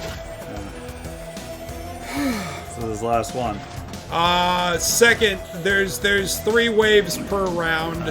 So this is wave 2. See how they put all the bad guys over spikes in the back of the room, and I'm like, that's so mean. Mushi wants to know, how was your birthday? It was awesome. Yeah. Yeah. Mom got me a laser printer, which I need because I print out so much stuff.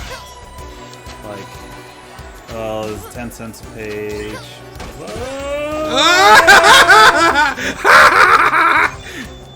Yeah, 10 cents a page, so I printed out 1,200 pages this semester, so it's $120. Oh, God. Yeah. So, oh, she's on fire. Yeah, she's very excited as a fan. And this is where it starts getting really, really bad, because you got those rock guys, and they take, like, 3 hits to beat. So, like, these guys... Ah, damn it! And now I get to do it all over again. Woo! Just like that, and you can't save. Nope.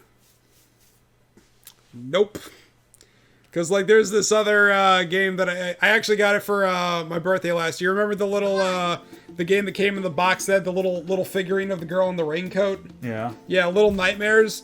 There's an achievement for beating the entire game in less than an hour without getting caught once. Yeah. You can save, kind of, but if you get caught, you gotta start all the way over from the beginning. Ugh. So, like, if you think you're about to get caught, you can quit. But you're usually so caught up in the moment of trying to get away. Yeah. Yeah, that thought tends to go right over your head. You has a bowl of Cookie Crisp. Nice. By the way, Tony, thank you for helping me vis-a-vis semi-hollows versus hollow bodies last night. Yes. Yeah. I'm sure there's a YouTube thing that addresses that as well. I can see the background through my body. I know, yeah. I went back and watched your Doomathon, and it's so cheesy. I love it. It's welcome to Pain Town, look, Population it's U. on my shirt. Yeah, and we've got some interference on the shirt. Hold on, I'll just rub it off. I feel like that's a movie where like a guy's fading away. He's like, don't let it go. Infinity War? Mate, I haven't seen Infinity War. Oh. Where someone just disintegrates. Yeah, people start fading from existence. Oh, really? Yeah, like Thanos gets all the Infinity Gems, and then he just snaps his fingers, and like half the population of the universe just dies. And it's just Sounds like a D-bag. Oh, he's a huge D-bag because he actually believes he's doing the universe a favor because of the overpopulation. Yeah. So like in his mind, it makes perfect sense what he's doing, you know? Yeah. And it's like completely random. So like half of the cast of like all the Marvel movies from 2008 are just gone. Yeah. Now they'll be back because those are franchises they can't afford to lose. But like just the premise of like all of these people you've got grown to get to know over these years, and they've seen their character developments and turn into like really interesting characters, both as their superhero form and their alter egos, and then they're just, you know, that.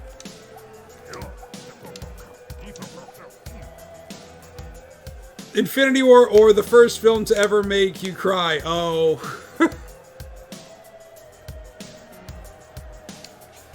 Now, that's definitely not the first to make me cry. You know, like, other movies have definitely do that. Infinity War really didn't make me do that, but it was just like...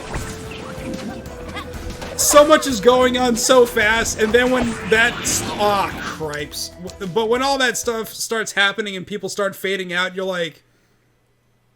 Yo, this isn't right. It's like the first time you watch, like, The Revenge of the Sith. Yeah. Like, you knew it was going to happen by the end of the movie, but, like, when it finally does, you're like... Yeah. What? I have to say I really enjoy watching Clone Wars because I just watched those seasons for the first time. Oh, the CG cartoon? Yes. Yeah. I haven't watched the cartoon. Well, there was like the hand animated one. Yeah, that's the what I first. mean. Yeah, okay, yeah. I haven't seen that. Yeah, like there was 2 seasons of that. The first season was the one where all the vignettes were like 5 minutes long, and then there was season 2, which was are they like almost linked at all? Yeah, they're all linked. It's like, and it's following each of the Jedi in their little clone platoons wherever they're at.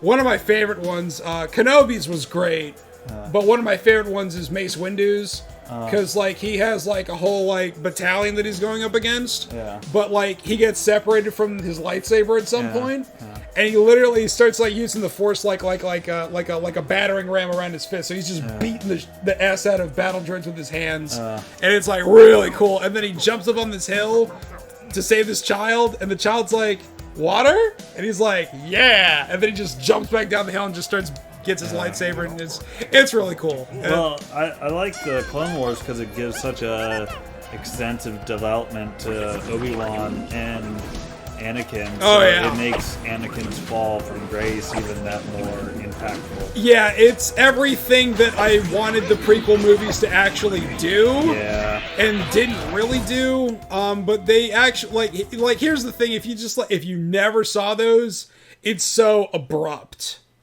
Like, you're like, whoa, this is like a heel turn just based on one instance. Like, no, there's a series of events that lead up to it. And actually, the second season of the animated Clone Wars has this incredible duel with Jedi Master Shak Ti, and she's trying to save these other Jedi that get captured by General Grievous, and she's just like going to town on his bodyguards.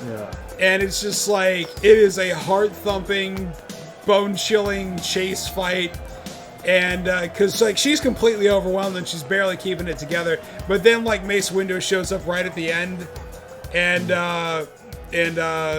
Grievous is about to like fight him, and then Windu just goes and just like causes his armor to just collapse on itself, and then he falls to the ground coughing, and that's why Grievous is coughing all the way through Revenge of the Sith until Kenobi meets him later, because he was wounded by Windu.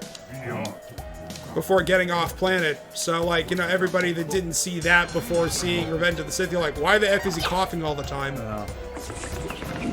There was a lot of that in, like, Halo as well, that people will say, like, John 117's a very one-dimensional character. But if you read the books and you read the comics, there is so much more to him that you read, and then you go back and you play the game and, like, you listen to what he says in the dialogue and you're like, oh my god, you know, it was all there the entire time, I just didn't know. Same thing happened, like, leading up to the release of Halo 3, because, like, they partnered with Marvel to do a comic about that, and they're like, yo, that's not the same ship he came in on Earth, like, what happened? It's like, it was all in the comic, you know? If you didn't read it, you didn't know. Grievous was terrifying in the animated series? Yes, he was! And did they ever confirm what race he was? I always suspected he was a cybernetically augmented Verpine, just based on his body. Well, there's the episode called Grievous's Lair, and you see... Oh, I haven't seen that one. I haven't seen the CG cartoon, so I don't know anything about that. Yeah, so... I've only seen the animated ones. Yeah, and I think it gives a backstory why he hates Jedi so much. Like, they didn't run a relief thing to his home planet and a bunch of people starved to death. Oh, dear. But yeah, no, he looks humanoid. Oh, really? Yeah. Okay. And he's like wearing like these black outfits and wielding lightsabers. Okay. Because he has like a little shrine to himself in his lair. Hmm.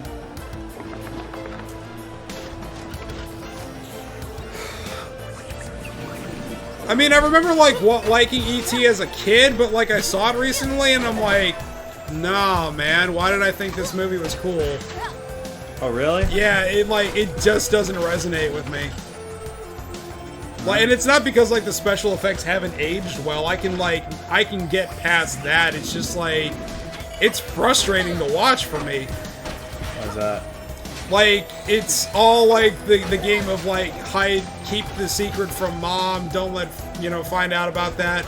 Actually, because of that movie, that's where I got the whole idea of like, if I was faking sick from school, that like mom would bring us like hot chocolate or something, and I would put the thermometer in the hot chocolate to make the thermometer go up. It's like, oh, I've got a fever. But no, it's just like, I put the thermometer close to a light bulb. Oh, really? Yeah. That actually makes a lot more sense. But the thing is, like, one time I touched it to the light bulb and it went up to like 130 or something. Oh. And I was like, oh shit, reset. Yeah, you're dead. Good night, Moshi. On that note, shouldn't all of the team of companies, Sierra 117 and Halo 5, be dead after the fall of... No! John got off planet, and so did the rest of Blue Team. Linda was the only other Spartan off on the Pillar of Autumn. She was in cryo. But read the book, The Fall of Reach. It'll tell you which Spartans actually made it off planet. But yeah, like, that's the thing. When Bungie, like, made up that universe, they were really pitching it like John really was the last one, and then, like, the series got wicked popular, like, well, remember all that lore that we wrote? We should probably do something with it, that John isn't the last one. What happened to Master Chief? Oh, he's still in it. That's John. He's still the protagonist, but, like, Halo 5 was the first time that you actually, like, work with other Spartans in your squad from, like, way back when. Which is really cool. Like, that figurine over there, that's Linda. Okay. So, like, I've heard about her for, like, 8 gajillion years, and then in 5, you finally, like, get to work alongside with her. So that was really cool. And there's just, like, there was close to 300 of them, about 2/3 of them survived the augmentation procedure, and I think maybe another third of that 2/3 went either KIA or MIA. But to the Spartans in the Halo universe, they don't go KIA.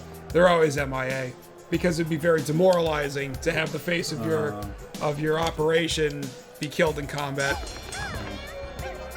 But yeah, like, for the first, like, 3 games, you're all working with your Marines, and ODSTs, and then in Halo 4, you reunite with your fellow Earth peeps after being in stasis for a bunch of years, and you find out that they've actually started back up the Spartan program again. But they're not abducting children anymore. They're actually having willful participants sign up for it now. So there's this ODST that you meet named Buck, and he actually went through the augmentation procedure, and he was like a really funny guy voiced by Nathan Fillion. And now you've got this really competent, funny guy voiced by Nathan Fillion that's a 7-foot-tall powerhouse. So it's just really funny. But they're also wonderfully well written with deep and memorable characters, and they're just great games. You know, I unironically get all the Halo games for the campaigns for the story. Yeah. And then the multiplayer comes later, which is, you know, something fun that we always play on G1 Game Days. Yeah, I have to say I enjoy campaigns more than multiplayer often because, like, gaming is just so more complicated than it was in the late 90s, or I can't survive more than 30 seconds of being killed. Yeah, and it's really something else that, like, when I first streamed A Link to the Past, 5, maybe 6 years ago at this point. Yeah. It was about that was back when I was streaming like 2 hours instead of 3, and it took me 4 streams to do it. And I was like, wow, it really took me 8 hours to beat A Link to the Past. I didn't think it would take me that long, and then I realized that's how many hours? 8 hours. That's it. That's it. And I remember taking a lot longer as a kid, and then I realized, you know what else took me 8 hours that really isn't that old? Halo 1. Oh, that had to take me much longer. Yeah, but it's just like saying that, like, it just makes me wonder, like, has the average game time really gone way up, or have we just gotten better at what we're doing, or have we, like, you know, like, our skills got eroded with time? You know, it just makes me wonder sometimes, you know? Well, no, because it took me weeks to beat. I mean, I will never forget. And I was on Christmas break. So it was on Christmas break. That's what I was about to say. I'll never forget us sitting through there and getting through everything and, like, mowing down on piles of beef jerky because it was snowing like crazy. Back then,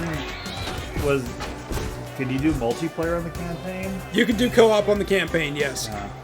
Because I was actually trying to teach Brian how to do that, and he was like, can we play hockey instead? I'm like, fine. And then he would just beat my ass in NHL Hits 2002. Oh, yeah. That was such a good game. That's how I like my hockey. So over the top, you can check people through the glass boards. You know, hockey's obviously, I think it's common knowledge that hockey is extremely important in Canada. Tell them how important hockey is, because you dropped something on me about the entrance exam or something like that. There's these flashcards that are made for kind of help you understand Quebec history and, like, for you to get prepared for, like, the history test for being a Quebec resident. And one of them is called the Saturday Night Massacre, which sounds like it must have been like a riot or, you know, something traumatic, you know, that affected society where lots of people died. And I forget the name of the team that was in Quebec City. There's 2 big cities in Quebec. There is Montreal and Quebec City. And so Montreal has the Montreal Canadiens, but in Canada they call them the Habitants.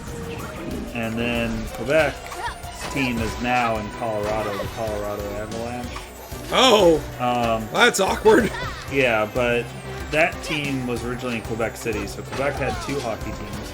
And one night they were playing each other, and there was they landed on top of each other. That's funny. In a series, and there's a huge brawl broke out between the teams, and there was massive fight, and, you know, like, there were people that got, so many of players got injured that they couldn't complete the series the following day.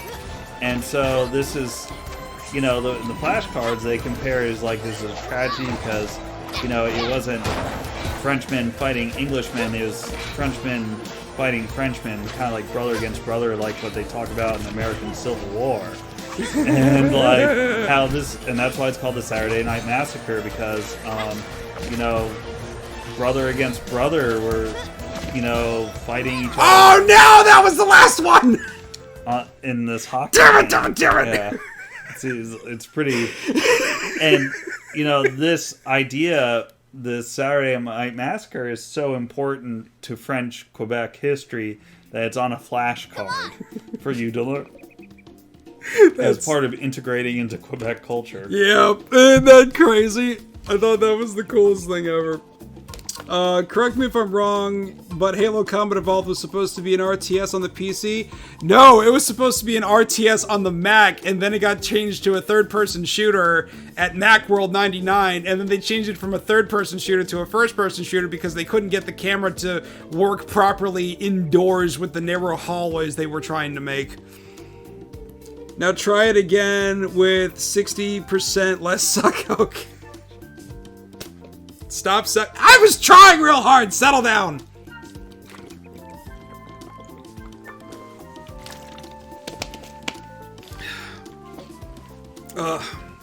Wasn't Linda in a DOA tournament? Yes, that was Spartan 458, who was originally just made for Dead or Alive 4, but then they actually reintegrated her into the Halo canon, so she's actually a character that wasn't just made up for the game.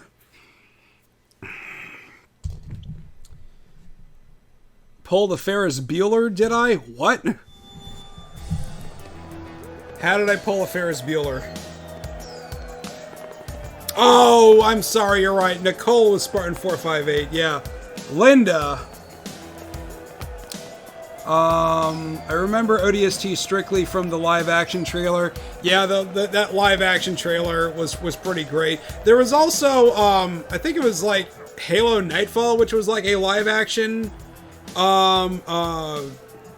was a live action short, or was it Forward Unto Dawn? I just remember it was dealing with a bunch of UNSC recruits. They were on the surface during a Covenant invasion, and Blue Team got sent in, and Kelly was with them, and you actually got to see Kelly with her helmet off. And I don't know, man, just after reading about her for like 6 or 7 books, but she looked exactly like I thought she would. And I was just like, oh my god, that's what Kelly looks like. You don't belong in this war zone. Wasn't it the second Halo that you play as like a Covenant defector? Kind of. He was named the Arbiter, voiced by Keith David of all people. Really, really, really good get they got on that. But he was the leader of the Sangheili, the elites. That were supposed to be deployed on Halo to capture the Ring World, and the Covenant High Council blamed him for Halo's destruction. So they branded him as a traitor, but then they said, now that you carry this brand, I forget what it was called, but there was a specific name for that brand, you have a choice to either, die honorably and admit fault, or become the Arbiter and prove your innocence. And he just grabbed the helmet and said, what would you have your Arbiter do? So then you went go hunting for this heretic that was spreading blasphemous lies about the Covenant, and that's when you find out that the Ring Worlds are... Oh, he's right. What was the word that I just used? Heretic was right. And he was like, yo, this is messed up, and that Spartan's actually doing the right thing, yo! So, there was in Metal Gear Solid 2, one of the best kept secrets about the game was they didn't tell you played as another character named Raiden after the first 20 minutes. Everybody thought you played as Solid Snake the entire time. Okay. So a lot of people felt betrayed that there was this huge bait and switch because so many people were looking forward to playing a new game with Solid Snake and, save the world, all that fun stuff. And you're playing as some guy that you don't even know. That was probably the second best kept secret in video game history, that nobody knew that you got to play as the Arbiter. But that was... Wait a minute. You're playing the Arbiter. You did... No, you start out playing as John. as Master Chief. Oh, in the second game? Yeah, you start out as playing him, and it's after the cutscene where he goes, "What would you have your Arbiter do?" The next level, you're playing as the Arbiter.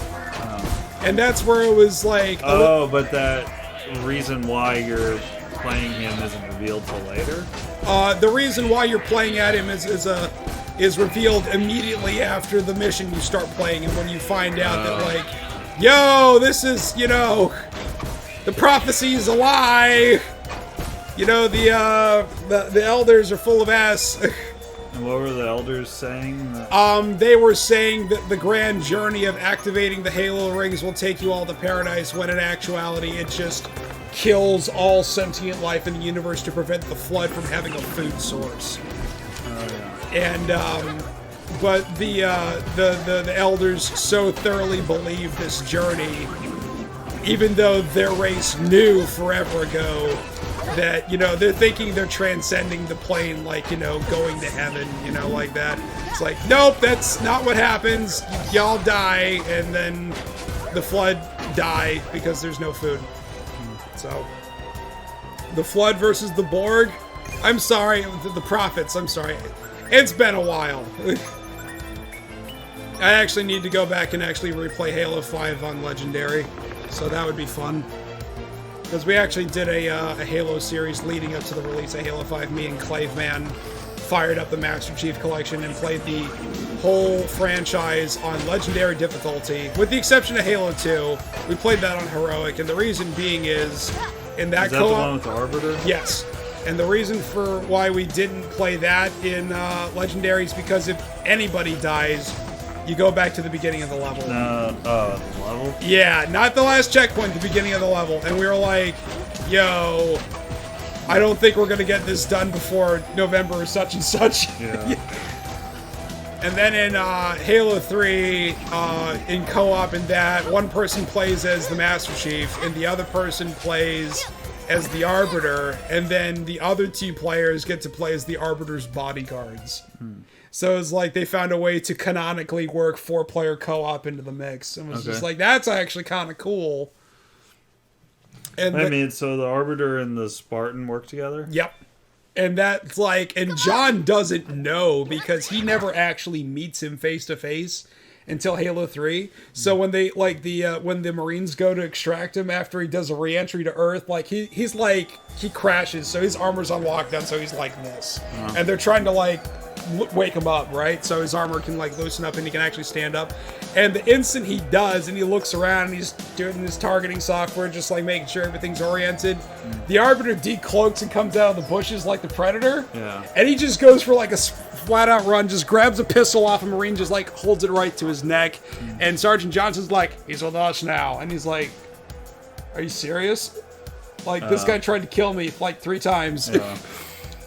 So it was cool. Halo 2 is easily best in the franchise.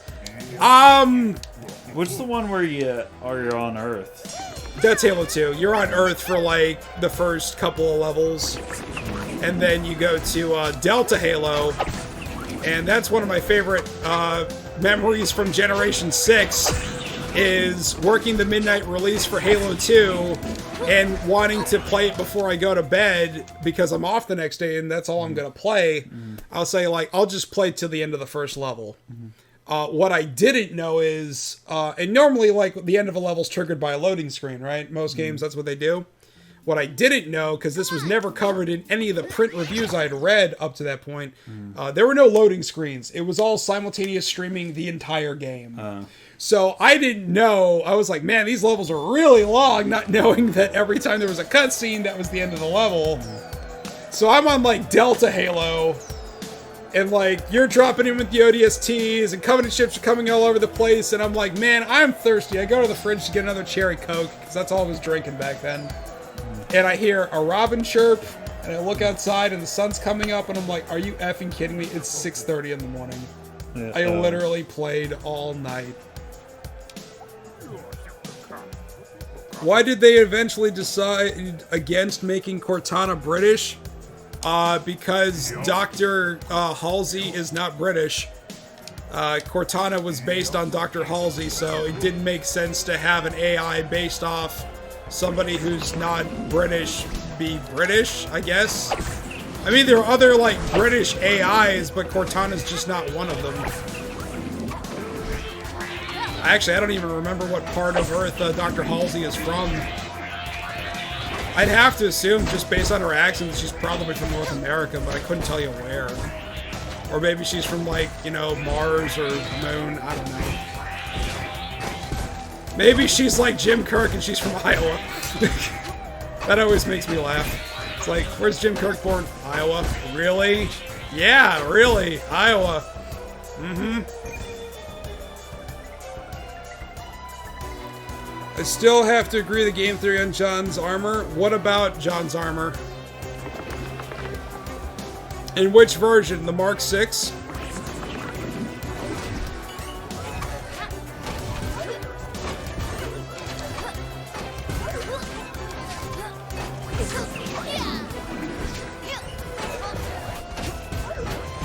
Oh, nice. Didn't even hit the ground that time. Oh, that was close. Oh, that was too close. Alright. Halsey is a Yank. Her accent was a dead giveaway. Yeah, I know, but, like, you could have people that, like, you know, from UNSC comprised of members everywhere in the UN, including... Yeah, I know, that's why it's the United Nations Space... whatever.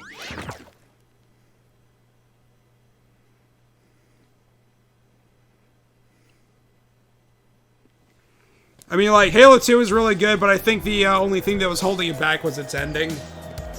It just kind of stops. What was Halo 3 about? Halo 3 was John was back on Earth. John's Master Chief? Yes, looking for Cortana. Does Earth get wiped out?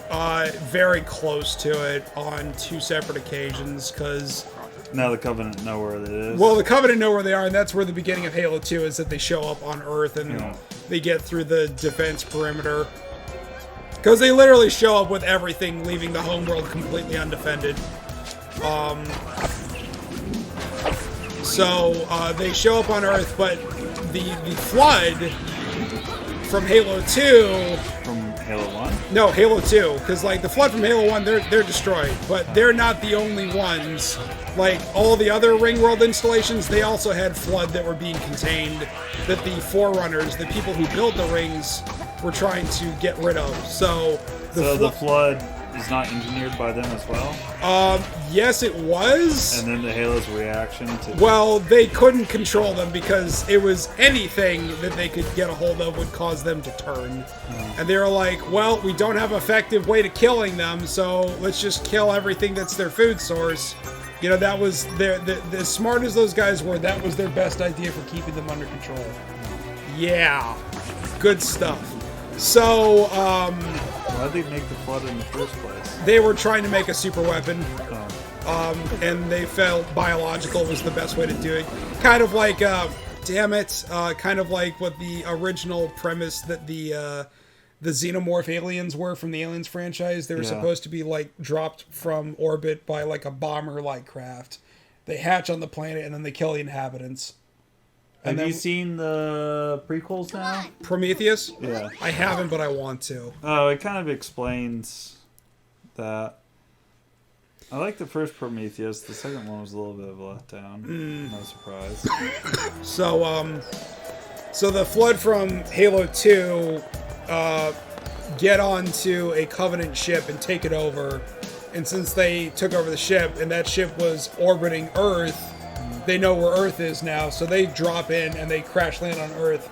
And that's when the elites that have allied themselves with the Arbiter and Chief show up, and they're like, we need to glass this part of the planet right now. Because, like, if one spore gets out, like, this entire planet's done. So they're, like, trying to, like, localize a part of Earth where they know where the Flood are and just glass that part of the planet rather than the entire planet. Because if they do, everyone's dead, of course, but, like, it lands in a very remote part of, like, southwestern Africa where they don't think it's, like, you know, nobody lives there, so except for Africans. Well, there's no buildings, there's no settlements. The closest thing is a UNSC base where they touch down. But they show up, so not only do they have to worry about the brutes that are still loyal to the prophets, but now they have to worry about random flood monsters that are taking over the bodies of fallen elites and brutes and other covenant monsters. Oh. So it's really messed up. So you're fighting a war on two fronts in So they end up glassing part of Earth? a very small part of Africa, just where the flood have touched down. Is that the end of the game? At the end of the game, and then John eventually finds Cortana. They link back up, and they go ahead and they find a portal to another Forerunner world where they actually have the installation that builds the Halo rings, and one gets deployed, and they're like, "That's the one to replace that you destroyed." I'm like, "Oh no, we got to destroy this place and that place and every other place." I'm like, "We got to blow this place up now." So the ship that they fly in on, they said like, "Oh, if it worked in the one ring, it should work here." So they basically like ditch the ship right in there and set it off, and then that works. And but the thing is, like, they didn't expect to survive, so they're sent adrift in what's left of the hull of another ship that they boarded. And Cortana's like, "Well, we're kind of stuck here." And yeah, so John locks himself in a stasis pod and he says, "Wake me if you need me." And they don't get found for like another like 6 years. At which point? At which point Halo 4 starts. Which?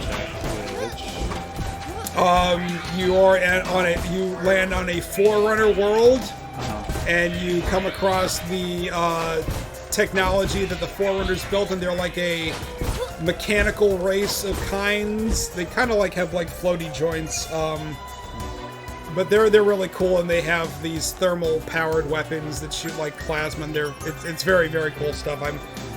Prometheans, I think is what they're called. But it's very, very cool, and you link up with... I need to stop hiding in that corner. No, you're fine, it's me. I'm supposed to wait on the line, not in the corner of the turnbuckle. So anyways, you're on there, and then you start hearing a signal from a UNSC ship that's in orbit. And they're like, "Hey, we found this Forerunner world, and where there's like a UNSC distress signal down there." And Cortana's like freaking out. It's like, no, don't come in here. Don't come in here. Because they're like, if they get in there, they're not going to be able to get out, because like it's like a big world with like a door on it, and they get sucked in. So they're like, "Great, now we have to like find a way to get out." But like the thing is, so who are the enemies on this homeworld? The Prometheans, but also elites. So they're still alive? Yeah. The Forerunners? Well, their creations are. There was this one Forerunner that you do find. His name's the Nidnak or something like that. Big, angry looking dude with no nose. But he's your main antagonist, and he's like, "Well, if we're not going to go ahead and wipe the universe clean, then I'm going to do it myself." Because, it's like the Forerunners created humans, and they're like, "Well, we're kind of disappointed with our creation. We're going to make something better." And they made all the Covenant people too? Yeah, pretty much everything. So he's your main antagonist. And, but the cool thing is, this time when you meet up with the UNSC, it's not just Marines anymore, because in the 6 years that you've been in stasis, they've started up the Spartan program again. And now you've got Spartan 4s running around. Now they don't have the training from birth like John does. They're like people that were in the Corps to begin with, that go under the augmentation procedure, and then they get the super soldier stuff and all that fun. So you work very closely with a Spartan named Sarah Palmer, a dashing redhead with white armor. And you work with those guys for a while, and then you get off that world, and you finally, after 2 games, get back to Earth. And so in 4 and 5? 4, you're on the Forerunner homeworld, and I take damage midair. Good stuff. And then you get back to Earth, and then on 5, you are going from so how many strong... was he the last Forerunner left alive? well on that Knick-knack? on that Didac. Didac. Didac, that's what it's knick-knack. Didac. So yeah, the Didac. Unlike the Forerunners before him, Didac thought the better idea was to make humanity digital or something like that. Well, anyways, long and short of it is you stop Very him. Steve Jobsian. Yeah, exactly. So, but the really crazy thing is if you beat Halo 4 and Legendary, there's this scene at the very end where he's, coming back to Earth, and everybody thought he was dead after Halo 3. And it's like, huge homecoming, I can't believe it, you're back, you're like the guy, everybody knows you, big stuff, and he just gets on there and he starts taking his armor and it's all beat up from being in active use for A long time. And it just fades to black as soon as it gets to his helmet. But if you beat it on Legendary, you just see right here. And you see how freaking tired his eyes are and how pale his skin is because he's been in the armor for so long. And it's just like, oh my god, I forgot there's an actual person underneath that. Like, how does a person like him have a normal life after that? Like, that's what I think about these games, like Marcus Phoenix from Gears of War. Like, how do these people have normal lives after they do what they do? And the answer is, John doesn't, because he re-enlisted for active duty after he came back from leave. He linked back up with his people from Blue Team, and they were going through finding Forerunner technology and planets that needed to be decommissioned and cataloged to prevent them from being used against the UNSC, and more importantly, finding the remaining ring worlds and decommissioning them to prevent them from getting activated and knocking out all sentient life within 9 gajillion whatever light years. Because the Bungie, the people who originally made the Halo games, had this obsession with the number 7. So it was implied because of this that there was going to be at least 7 Halo games because there's going to be 7 rings. Okay. So, but now that's like, I think we're at the point where the Halo franchise will continue indefinitely because the Didact was mentioned in a journal log in Halo 3. Bungie did not make Halo 4. That was something that 343 Studios, the people who now make the games, took that little bit of lore that Bungie created and said, you know what? That sounds like a good idea. Let's take their stuff. Wow, Disney should follow suit. Yeah, that's what I'm saying, because like they're cherry picking an idea from the old Star Wars expanded universe, but then actually like not doing anything with it other than the premise. Like we were talking about it the last time we were on I think FaceTime. Why didn't they adapt Heir to the Empire trilogy? Yeah. Why didn't they just CG all the actors and just like Mark Hamill's a good voice actor, he could do that, Or just do live action. Well, yeah, everybody would be a heck of a lot older than they were in the books, but Well, it does. How many years have gone by in the books? I think that was like maybe 3 or 4 years after. Oh, really? Yeah, it wasn't immediately after, but it wasn't too long. Because after Return of the Jedi, there was a book that literally takes place the day after called Truce at Bakura or something like that, where like an alien invasion from like the Outer Rim territories was like wiping everything out, and the remnants of the Empire in that area with the Alliance joined forces to fight that thing off, and then they just parted as enemies afterwards. But then the book following that was the first Star Wars Rogue Squadron book. And that's when they started systematically going around the core systems, liberating them planet by planet. And the second Rogue Squadron book was actually the book where they liberate Coruscant. And that's when the Rebellion takes over Coruscant and actually stops becoming the Rebellion and becomes the New Republic. And I would have loved to see the Rogue Squadron books get adapted to film. You want to do like a Star Wars story? The Rogue Squadron books by Michael A. Stackpole. F the Wraith Squadron books. Those books are terrible. Wraith Squadron? Yeah, okay, so like Michael Stackpole did 5 Rogue Squadron books? Rogue Squadron, Wedge's Gamble, The Back to Wars. I can't remember the name of the 4th one, and then there was 2 books where the same cast of characters, but they're handed off to a different author, and it was called Wraith Squadron and Solo Command. And Rogue Squadron was a unit that was supposed to go around from fleet to fleet, taking on troubled missions that were having trouble being succeeded. Mission Impossible. Mission Impossibles. As Wedge described it, the impossible is our stock in trade, and success is what we deliver. So their speciality is combat pilots first, commandos second. The Wraith Squadron books was the stupid idea that they were commandos first and combat pilots second. Which doesn't make any sense because while Wedge is an accomplished combatant, he's best in the pilot seat. Okay. So the premise of it was stupid, but I was young and I wanted more books to read, so I just accepted it. Years later, I look back like, yo, those were really not good. And then Stackpole came back for the last one that, as far as I know, that was published, was called Izard's Revenge, which was picking up where the fourth book left off.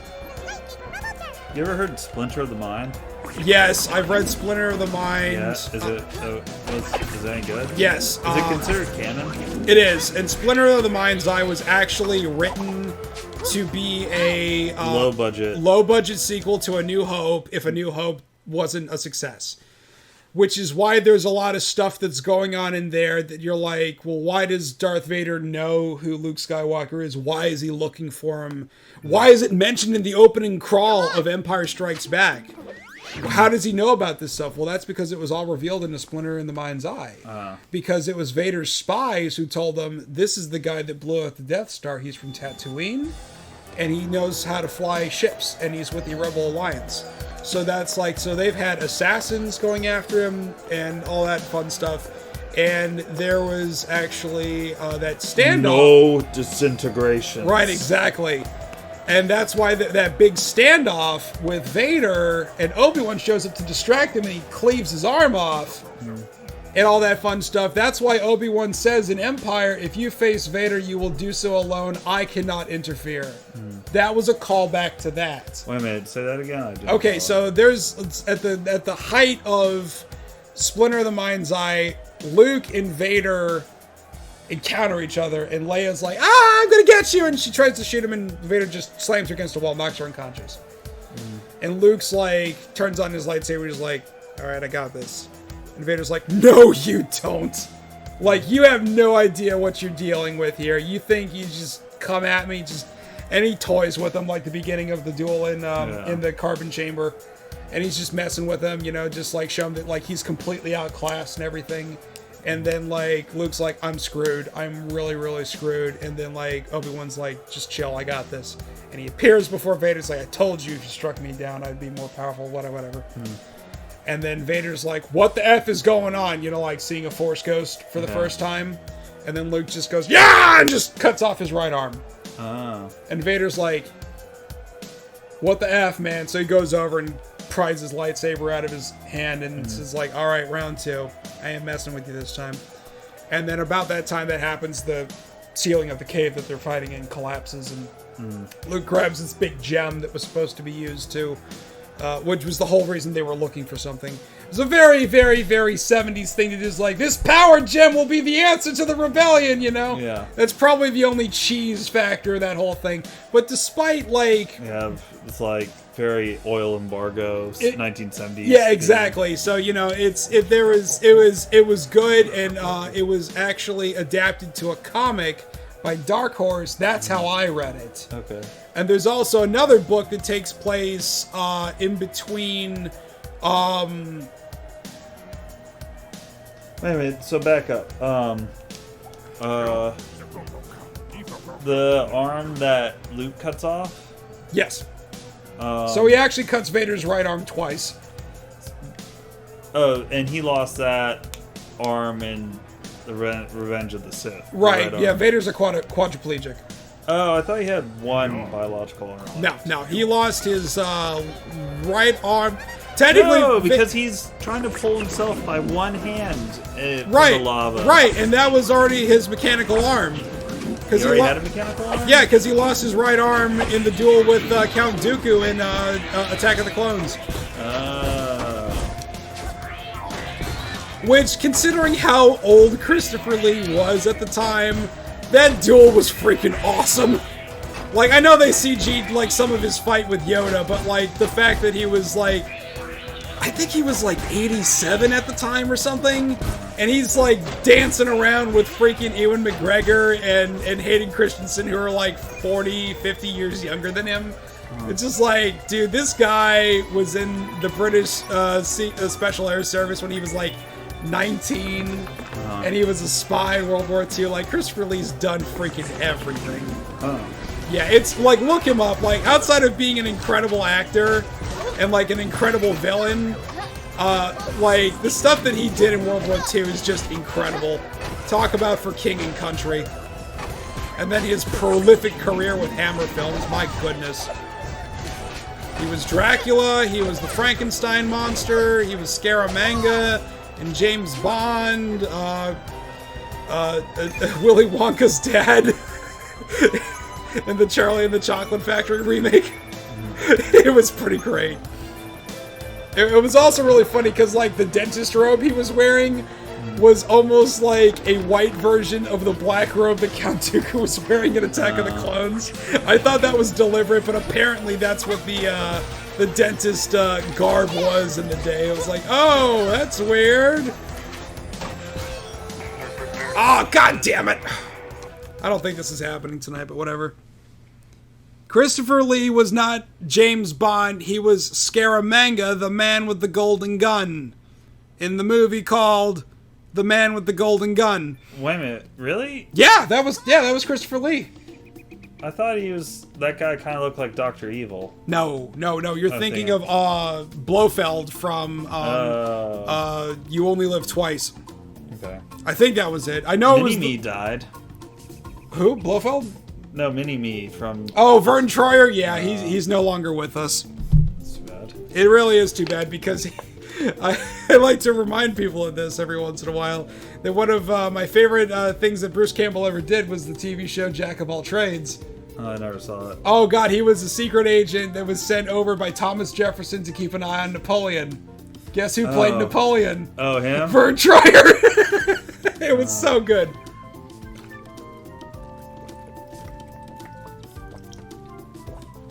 It was like a late 90s water things? Costco.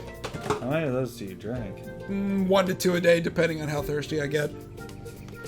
So I average between 1.5 to 3 liters of water a day. I really should be drinking 2 consistently, but I can usually get through 1. You can get like a 12-pack of those for like $6. It's great. Wouldn't a Brita filter be cheaper? Yes, but not as convenient because I don't have to wait for it to cool down or anything. Because I take most of my stuff at like room temperature, but like the temperature that it comes out of the tap is always like to me, so it just... Also, it's not exactly convenient for me to like fill it up in the morning because the ABCs of me, I don't leave myself much time to get ready in the morning. I pretty much like sleep in until I absolutely have to go. Yeah. You don't drink coffee. No, I don't. Yeah, I don't know how people wake up in the morning.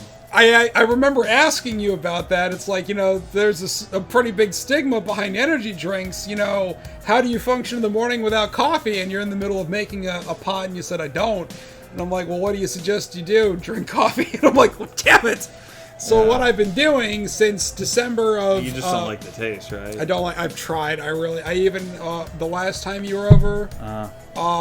when we were over house sitting at Mom's, I actually went over to the Keurig and actually made myself a cup. And I tried to drink the whole thing. I barely got through a fifth of it. Yeah. I just can't. And I added cream and I had sugar. No matter what I did, it tasted like bitter brown water. Yeah, I don't know why. I just like those types of flavors. It's just kind of like what I like bold, kind of bitter stuff like cigars, and chewing tobacco is like chewing coffee, you know? Right. I mean, like, now here's the thing. I've actually used coffee as a part of a marinade rub. Yeah, I've heard which of is that. fine for that, because it gives a real smoky flavor to it. Like, it's particularly good on a ribeye, because the marbleization of the fat in the meat. So it's you probably could use it on a filet mignon Yeah, too, I have but a friend like that uses it fatty meats is best for that. On goose, like Oh gamey my stuff. god, that's Yeah. probably the best. That and like because duck. it helps break down the fat. Yeah, because of the acidity. Yeah. wasn't in the SAS. Oh, The RAF. I'm sorry. I got an idea for your show. You Please. should like pair a video game with a dish that you cook. Like tonight we're doing Halo, and we'll make these Halo dessert croissants, you know, or stuff like that. Okay, that's actually a really cool idea. And you know what? Shelby and I have been wanting to do a cooking show for like goddamn forever. Yeah, but pair it with a video game or a level of video game. Yeah, and like tonight we'll be making flood pudding. that would be like really this, cool. You know, like don't steal the idea. yeah, we had it here first. You heard it Just got copyrighted. Yeah. So yeah, but like there is a friend of mine, the only 3-time consecutive Iron Man of Gaming champion, Mike Lukanov, actually has this absolutely like his original focus on his channel was pinball. Okay. And it's like, how do you stream pinball? Like, unless if you're playing it like on a video game console, right? Well, he got a rig on wheels, and he has webcams positioned all over it with a bunch of extension cables. Okay. So you can actually view the board and frame it in multiple different spots over in the preview window, so you can actually see the table at all times in all spots of the table. Okay. And since it's on wheels and extension cords, he can roll it out and put it over another table, and he can like switch between multiple tables during the course of the stream. I was thinking of getting some kind of like a rig like that, so we could use it in the kitchen, so we could actually walk underneath it. So that way you can have like the one at the front of the kitchenette, and then have like the other like mounted up high, so we could actually like see the mixing of the stuff, and actually like, and wow, that's baking. Let's go and play the level, you know? Just, yeah. So like Evelyn had that idea, and she's like, I want to do a cooking show, and I'm like, you know, it's funny, I've been thinking about that, and I explained it to her, and like Tabitha's like, this is adorable, you really need to do it. And then reality sets in, and then she's like, your father's not going to let you be on the internet. And we're like, do we have to listen to what he says? Yeah, you do. Yeah, it's rough. Well, you know, growing up with divorced parents, having like not a unified front can be very confusing. Right, because like Tabitha like really doesn't care. Like he's okay with her playing with us on G1 Game Days and people like hearing her like in the chat. But like I took one picture of like us as a group making dinner, and he like flipped out. Yeah. Now I can understand that as a concerned parent. I didn't ask permission. That's on me. But I didn't know it was going to be a problem because here's what I found out, and he's probably watching right now. But whatever, he already knew about it, so it's you can't get mad at me after the fact. Evelyn, somewhere around the beginning of last year, made a YouTube channel and reviewed games. At 10 years old, and she was wearing a little pirate hat while she was doing it. Okay. And somehow, like I said, because he was like in the army and he was in counterintelligence, so he found that like that. But yeah, apparently she made like 10 of these, and I was like, "Do you still have these?" Like, no, it was on an older computer. I'm like, I really wished I could have seen these. Yeah. Because, like, she did that all on her own, got the game footage, didn't tell anybody, just did it for fun, because she was watching The Gaming Historian. Norm, if you're watching, you inspired somebody. Know that. If you ever... Is he like the lanky guy? No, he's like kind of like a medium build guy with brown hair combed over to one side, and he's got glasses. Okay. And his I know I've watched... I just can't picture him. I know I've watched some of those videos. Yeah, like he's got really good stuff. His whole shtick in these early days was that he was like a high school college professor, like with a course of video games, and like he was always like, "Oh, you caught me in the middle of grading these papers," you know. Yeah. But it was like the big thing that he did that I will always remember him the most for was when he covered Nintendo versus Universal Pictures over the Donkey Kong lawsuit. And it was like... What was that about? Well, oh man, this is a really interesting story. Oh, about King Kong? Right! And Nintendo found out that Universal actually didn't own the copyright to King Kong because they let it go public domain, so they didn't have to pay royalties to do the 1970-something remake. Yeah. And when Nintendo found out that they didn't even own the copyright to the movie that they were suing over, the course got thrown out, and then Universal had to pay Nintendo an S-ton of royalties. Or, well, legal fees because they being like dragged into court and all that fun stuff, and that's what helped them get to where they are right now. Because back then they were a tiny little video game company, you know, and they hadn't even launched against Atari. Oh my gosh, the whole thing with Atari, like that would have changed the entire landscape of North America. Do you know how that happened? The video game crisis? No. Well, this was during the crisis when Nintendo had launched the Famicom in Japan and they were getting ready to bring it to North America. They were looking for a North American distributor. Yeah. And they were like, well, Atari used to have a stronghold in America. We should go to them. Because Atari was launched the 2600 in Japan. Yeah. It was very successful, and they were making their own cabinets, and Namco was distributing them. So they knew Namco because Pac-Man was being made and sold next to Donkey Kong in the arcade. So they were like, okay, let's talk to Atari. And Atari was like, oh yeah, we'll do it. We know how to market. People know us. You know, like, and they were like, this is great, let's do it. And they already put to work a port of Donkey Kong for the Atari 2600, and it was selling like crazy. And Nintendo and Atari met up at the Consumer Electronics Show in, I think, like 1984 or something like that. And they're walking the expo hall, and they're ready to, like, you know, after the convention was done, they were going to go and sign the papers to make the North American deal official. And they passed the ColecoVision table. And running on a ColecoVision computer was a port of Donkey Kong.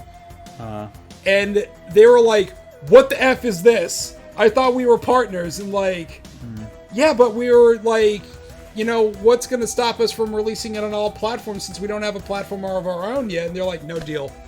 Atari just dropped the whole thing right there. So what did Nintendo do? Is what they've been doing for the next 30 years. Doing it themselves. What was ColecoVision? They were a doll company that got in. They made Cabbage Patch dolls. Oh, okay. and they made their own console. Right. They were a toy company like most other people were, and they made their own console, and it was way better than the Atari 2600 by a lot. A lot of unique games were released on that system that never got ported anywhere else. And the very cool thing, much like the Atari, is that if you hated the stupid controller with the number pads, you can just pull it out and plug in a Sega Genesis controller and it'll work. Which is great because they all use the same 16-pin serial port, so you can just plug in a Genesis controller, it would work just fine. But this is where it gets really crazy. Because it was a cartridge-based system, they could add add-ons.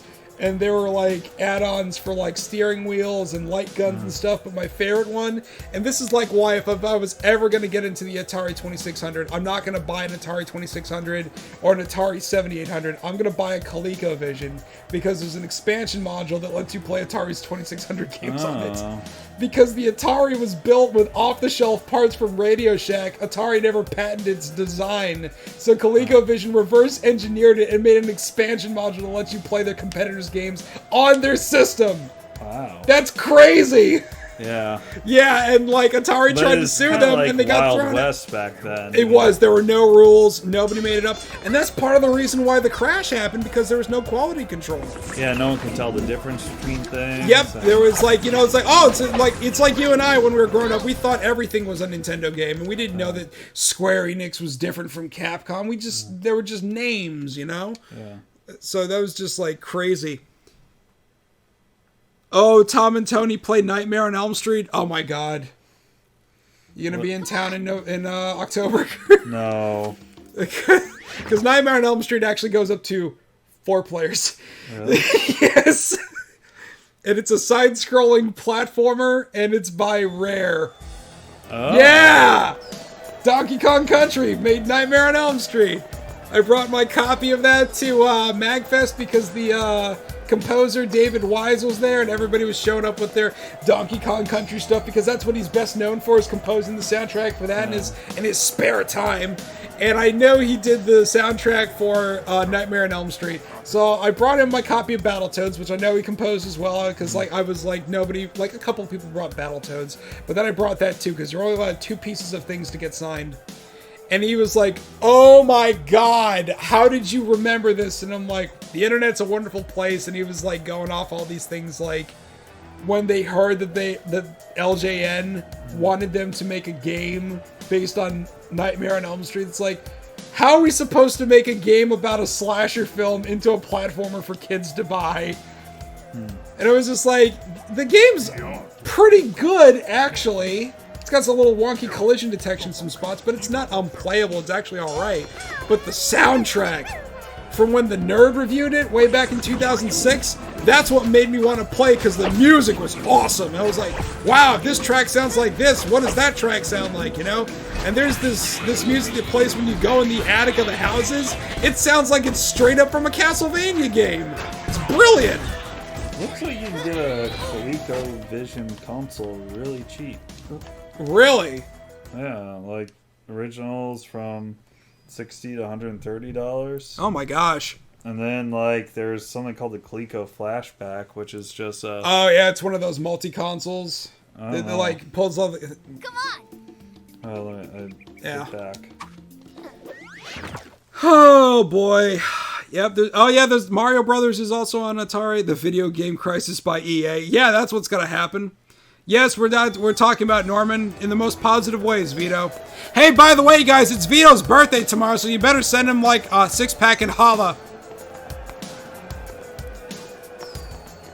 Also, James' editing of that video was pretty good for the time. Dude, James's editing has always been top shelf, and he's never complacent. He always challenges himself, and he keeps like trying crazier and crazier things, which is why I like that he stops to like do the Nerd and then does something else for a little while and then comes back, and all the stuff that he learned when he was doing that other stuff, he can then apply it to the editing while doing the Nerd. Tom, remember my birthday? Shit, sorry, Brandon. Watch the language, mister. Yep, I remembered your birthday, Vito. Send that man a bottle of Grey Goose. ColecoVision Flashback, $30. Oh yeah, okay. So what that is? It's a Coleco console that has Shell? like 30 games on it. Oh.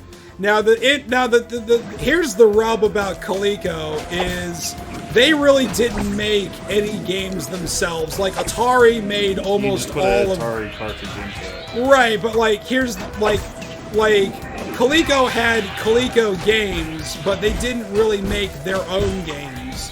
Like all of their big games were made by other companies.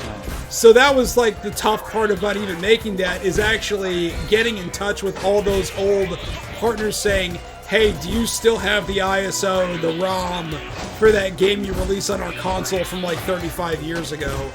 Because not everybody does. So that's what that is. It's kind of crazy. You talk about the Wild Wild West, that's like the best way to describe it. Like Nolan Bushnell, the founder of Atari, he did, and it's on my YouTube channel if you want to watch it, that he did this thing at the Video Game Art Museum exhibit at the Smithsonian back in 2012. He said that they were very young and very brash, and they really didn't think with their hearts a lot. So when they found out that Intellivision was going bankrupt, they went up to the front lawn of the building with champagne bottles and had a champagne party in their driveway, celebrating their failure.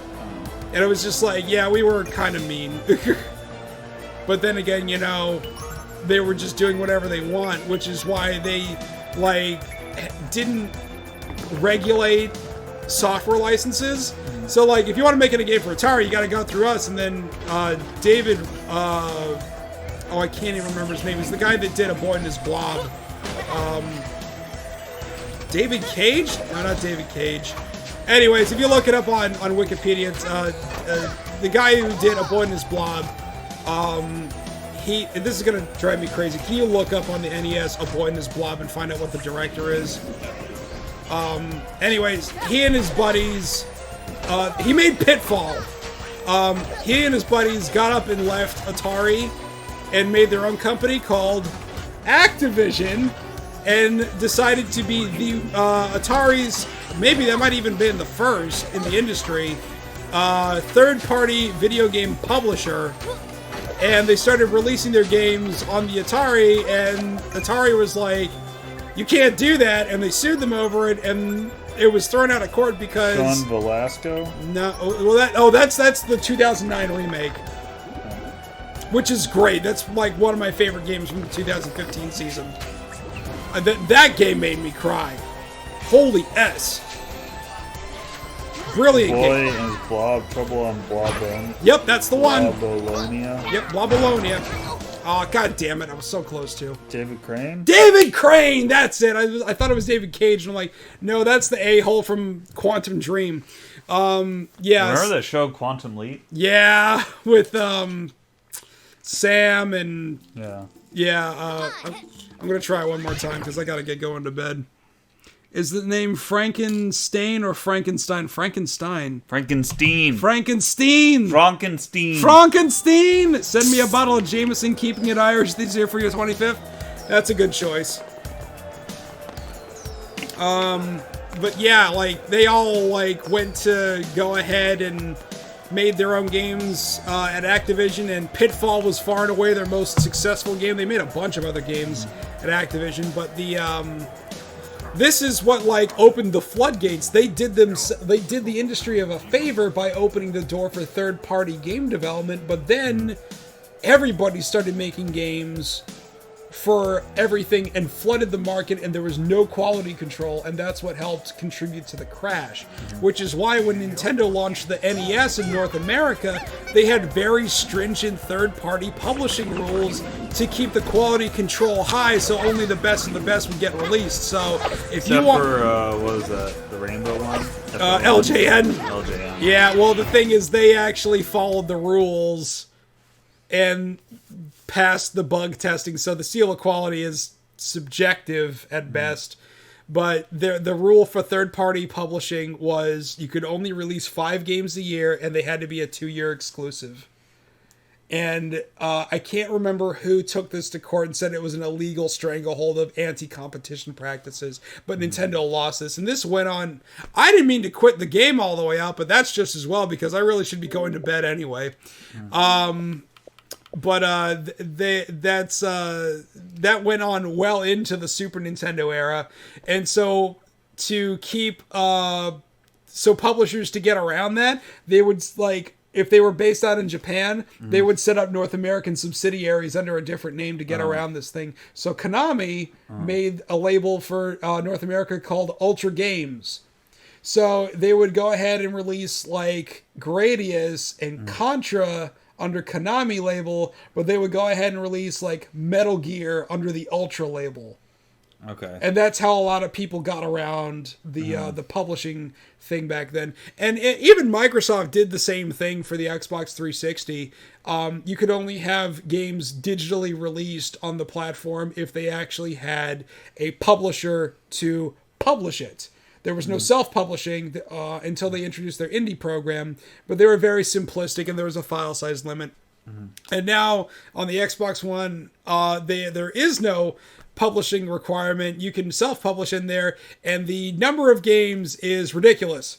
Yeah. Like, the floodgates are opened, and that's both good and bad, because you get some really good stuff on there, but there's a lot of stuff you gotta sift through to find those diamonds. Yeah. And in the digital age, it's not that big of a deal because you're only taking up hard drive space instead of warehouse space. Oh, yeah. That, like, you don't, publishers and retailers and all those people don't have to take a risk on that kind of stuff. You throw it, it's like putting stuff on the App Store. You throw it up on there and nobody buys it. The only person it comes back to that hurts anybody is the person who made the game for not making a quality product. Or if they did make a quality product, they didn't get noticed. Craig just asked a question on the Twitter. What was it? Tenjin? Oh, yeah, that's right. That's how Atari was like, well, if we can't beat them, join them.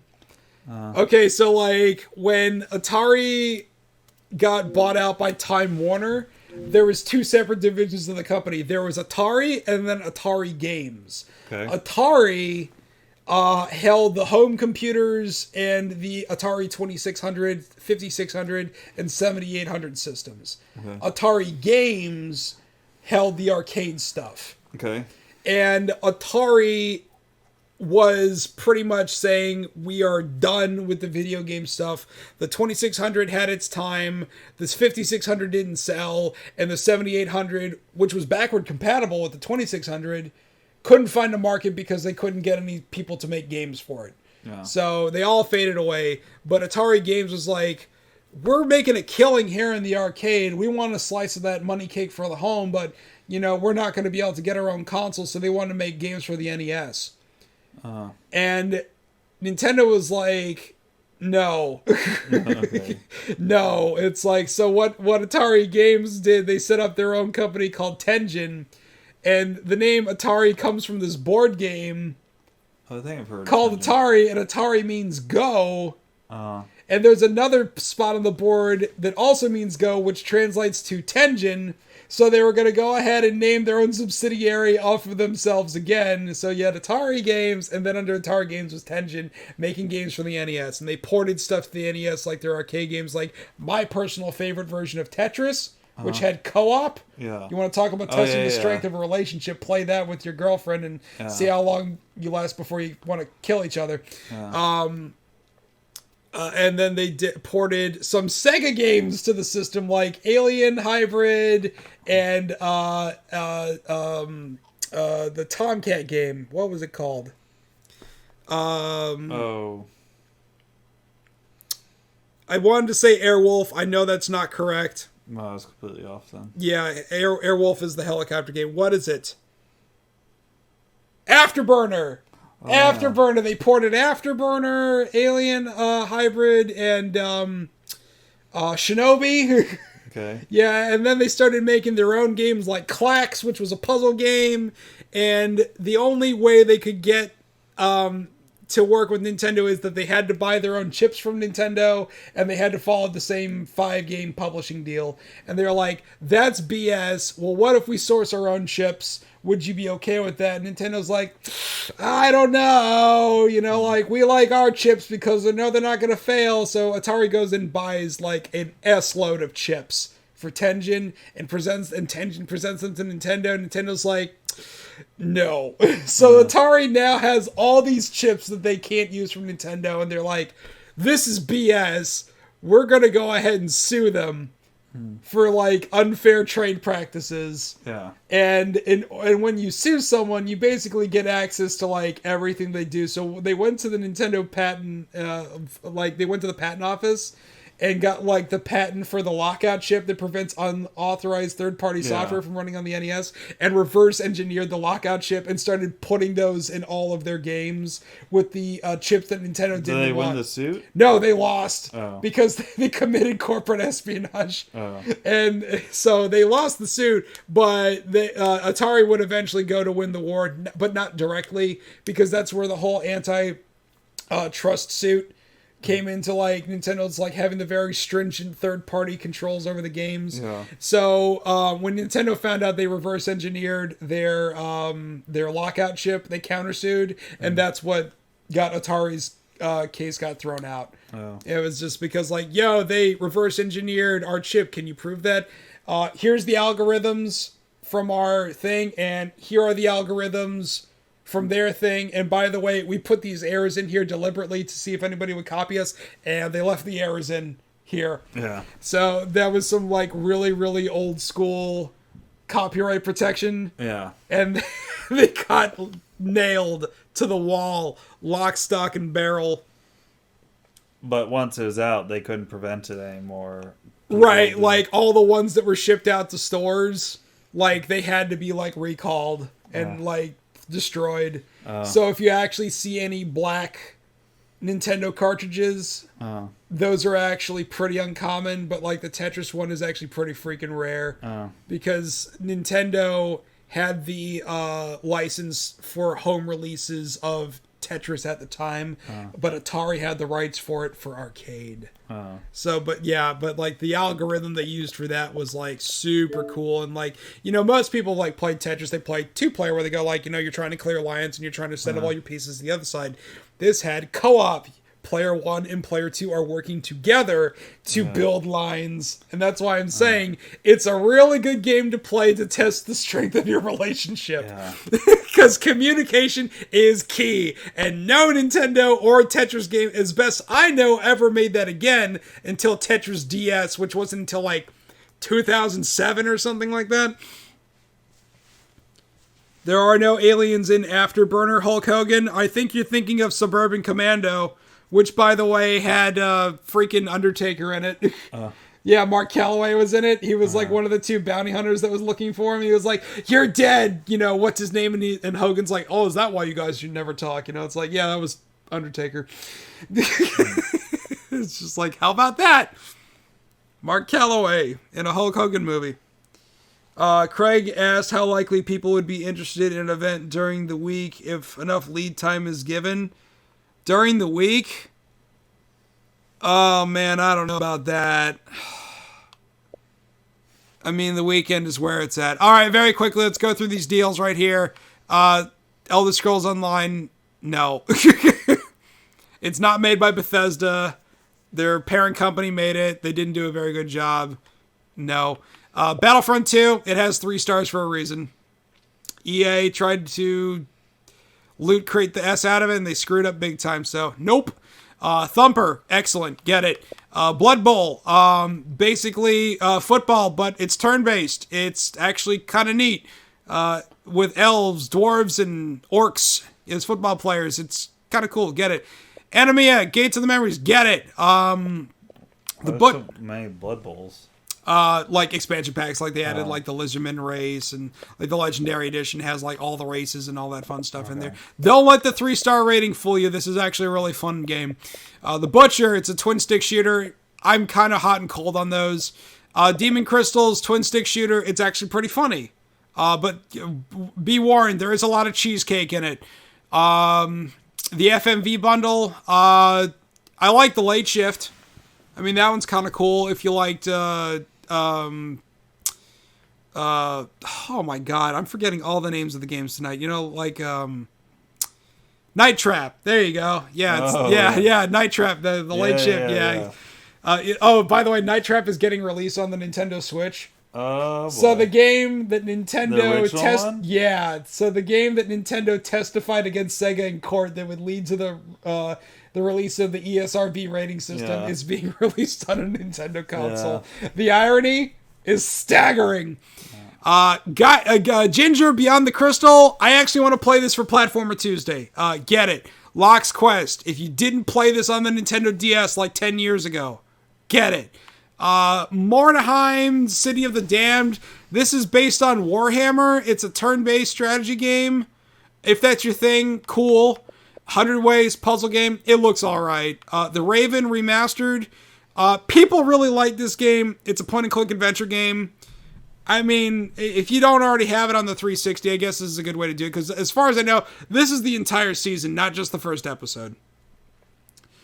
I don't have Cuphead, Vito. I'm waiting for that to go on sale. And it hasn't broken like $10 ever. Quantum Shift, it's a monochromatic puzzle game. I don't know much about it. Sin Mora EX, this is a special edition of the game that was on the 360, which, interestingly enough, went backward compatible for Xbox One last week. So if you somehow don't already have this game on the 360, get it for the Xbox One. It's a side-scrolling shooter. It's very, very pretty. The Dwarves, turn-based strategy game. I'm not terribly impressed with it, but people seem to love it. It's also $8. You really don't have much to lose. The Jackbox Party Pack. You know these games make the rotation in G1 Game Days. Definitely get this. If nothing else, get it for Fibbage. Or just buy Fibbage by itself. Fibbage is hilarious. Wizard of Legend. You know my rule is if it's $10 and less, I'm probably going to buy it. But like I'm looking at this, and this looks like Gauntlet. Like old school Gauntlet. Yeah, you just look. Oh, this is going to be really loud. I'm sorry.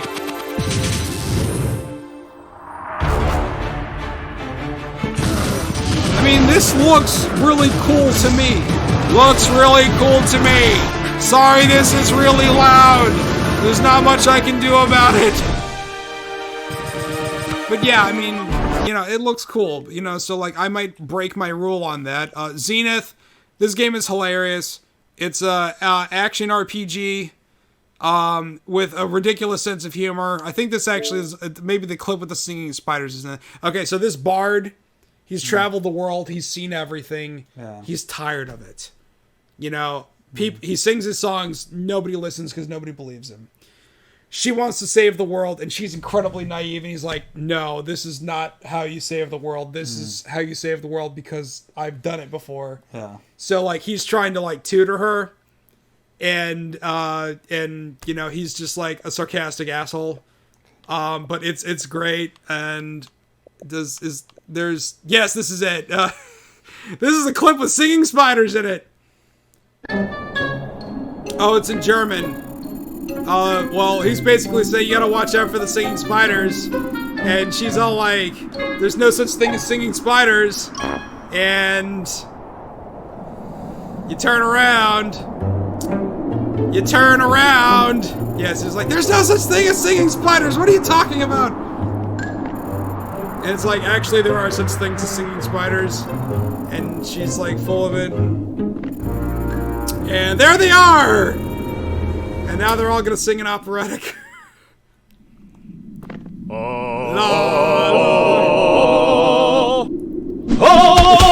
Yeah, so, you know, that's just the kind of humor this game has. It's great, it really is. Like, this, actually, because I showed this, that's actually how Tabitha got me the Bard's Tale for the original Xbox for my birthday. So, you know, just... It's hilarious. This game deserves way more than the 3 1/4 star that it has. Get Zenith. Give it your honest rating. You know, WWE. No, a new one comes out every year. No, unless if they give it away for free on Games with Gold. No, because they already announced the Ric Flair edition of 2K19 or whatever it is. So I mean, there's really no point. And then there was, like, the John Cena edition from last year. I mean, you know, here's the thing. If you're ever going to get those games, you're going to get it for, like, the stuff that it comes with. Because the game is going to get obsolete so fast. Okay, the Biohazard bundle, $8.25 per game. That's a good deal. Get it. I have this on disc. If it was $10, I'd get it. But for, like, $23 for a game that's, like... 12 years old? No, that's way too much. The DLC is like $15. No. Geometry Wars 3, get it. King's Quest Complete Edition. I remember playing this over at Cody Freer's house back in the day. The fact they made a new King's Quest in like this half of like the 21st century is ridiculous. Get it. Hopefully they'll make more. Shiftlings. It's a puzzle platformer. It looks cool. Get it. Oh, Geometry Wars again. Hello. Modern Warfare 3, some of the best co-op ever. Get it. Why not get Geometry Wars on both? Double the Chivos. It's Gin Rummy. Woo. Geometry Wars 2. Yes. Commanders. Yes. Assault Heroes. Yes. You're skipping 2K19 because you got burned by 2K18. 2K18 had microtransactions? That is disgusting. I'm sorry to hear that. Also, it was a glitchy mess. You know, seeing that on G1 Game Days, it's funny, but as a product, if you're not a streamer, that's got to be pretty freaking disappointing. Also, I saw the Switch version on Digital Foundry's a freaking nightmare. Like, you know how like on some like old school like Nintendo games, like this, like there'd be so much slowdown because there's so much stuff going on screen that the game would run slow, and then like the game audio would desync from the video. Yeah. And then when it would clear out, it would speed back up again. Yeah. That's basically what this wrestling game looked like. Like, the announcer would be announcing the person before they even came through the back curtain, and the music would be out of sync with their actions, and it was just like... And then it would get to the ring, and then it would still be out of sync. So the match would start, and the ring music is still playing from their entrance, and you're like, this is terrible! How did this pass quality assurance? Glitch Gremlin. Glitch Gremlin strikes again. Yep, you get parts and moves, and you have to buy loot boxes. Absolutely no. That is not okay. Vote with your wallet. SNK brand 40th anniversary. Go to that one. Is that on here? Because, like, I'm not so up on the SNK. Oh, no, that's the add-on sale. That's not what we're here for. Oh, there it is. Hello. These are all the ACA ones. Okay. So all these are like, I mean, there's like, it's Metal Slug. I mean, like, what's wrong with that? Like, Art of Fighting, if you like that stuff. Alpha Mission, Samurai Showdown, these King of the Monsters. These are games that need no introduction, but be forewarned. These ACA branded Neo Geo ones here, they don't have any online multiplayer. This is bare bones stuff.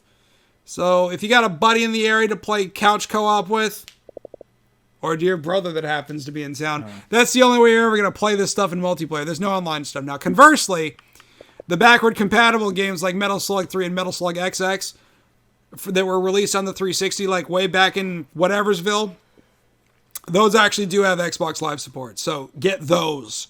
Get these for sure. Neo Geo Battle Coliseum, I mean, like, if that's your thing. I never really got into King of Fighters, so I really couldn't tell you. Samurai Showdown 2, I mean, if it really is like the Samurai Showdown 2, I mean, I guess I could play as Charlotte. I mean, I was really bad at it, but, you know. Oh, yeah, this really is Samurai. Yeah, there's Charlotte right there. There she is. The one on the right with the rapier. Yeah, she was cool. I just remember the dude with like the green dude with like the big claw that spat poison gas. He was super cheap. Kenny! Hey, tell happy birthday to Kelly for me, buddy. Happy birthday, Kelly, if you're in the room. Love you long time. Charlotte Flair? What? Oh, yeah. Oh, because Charlotte, yeah. Woo! Let's say I was going to be in town the first week of September. Could you make it to Alexandria for dinner one night? Absolutely, yes. You tell me which day it is. I will be there. Garo, Mark of the Wolves. This game is about as, like, this is as close as I ever got to the SNK stuff. This basically plays kind of like Third Strike. But the problem is there's no lobby system, which is ridiculous. Like, if you make a fighting game and you don't have a lobby, like, what are you doing? Like, are you even paying attention to what you're doing? So, I mean, that game's cool, but make sure you have a friend to play with. Otherwise, you're just going to be playing against the CPU, and what is the fun with that? So, Rock Howard, that's cool. I can't remember the dude's name in Japan, but, like, for some reason, he got localized as Butt, B-U-T-T. I don't know why, but he's like a Jeet Kune Do master. Okay. And he's like a total badass, and he's got like super dark hair, and he's got like buzzed, and he's just beating, like his moveset's like really freaking hard. He's like, but like he's really good, and for whatever reason in localization in America they just called him Butt. Right. Look, Jimmy and Bimmy. Yeah, exactly. You can do that. Not sure which night it is. I figure I have work requirements, but I definitely... Yeah, exactly. Like, try to avoid Monday if you can. Because that's when I play Fallout. But if it is Monday, we'll try to make it work. So, I mean, just seriously. It's been like 9 million... Like, I think it may be on the closer side of, like, the last time I saw you has been, like, at least 5 years. You know, that's kind of crazy. Oh, that's right. King of Fighter Neo Wave for the original Xbox is backward compatible. Yeah, how about that? All right, well, that's going to do it. You'll be flying in on Monday, so likely be Tuesday, Wednesday if you had to guess. Okay. Oh, Cushwood Butt. Is that Cush Nude Butt? Is that really his name? Butt, yeah. Nood. Tasty. Kind of want to play Fallout right now, but I need to go to bed. God of War Kratos. Bimmy! Oh, yeah, that's his name. Cush Nude Butt. Sounds like he's from India with a name like that. So, all right. Anyways, that's going to do it for us right now. We'll see you back here on Friday.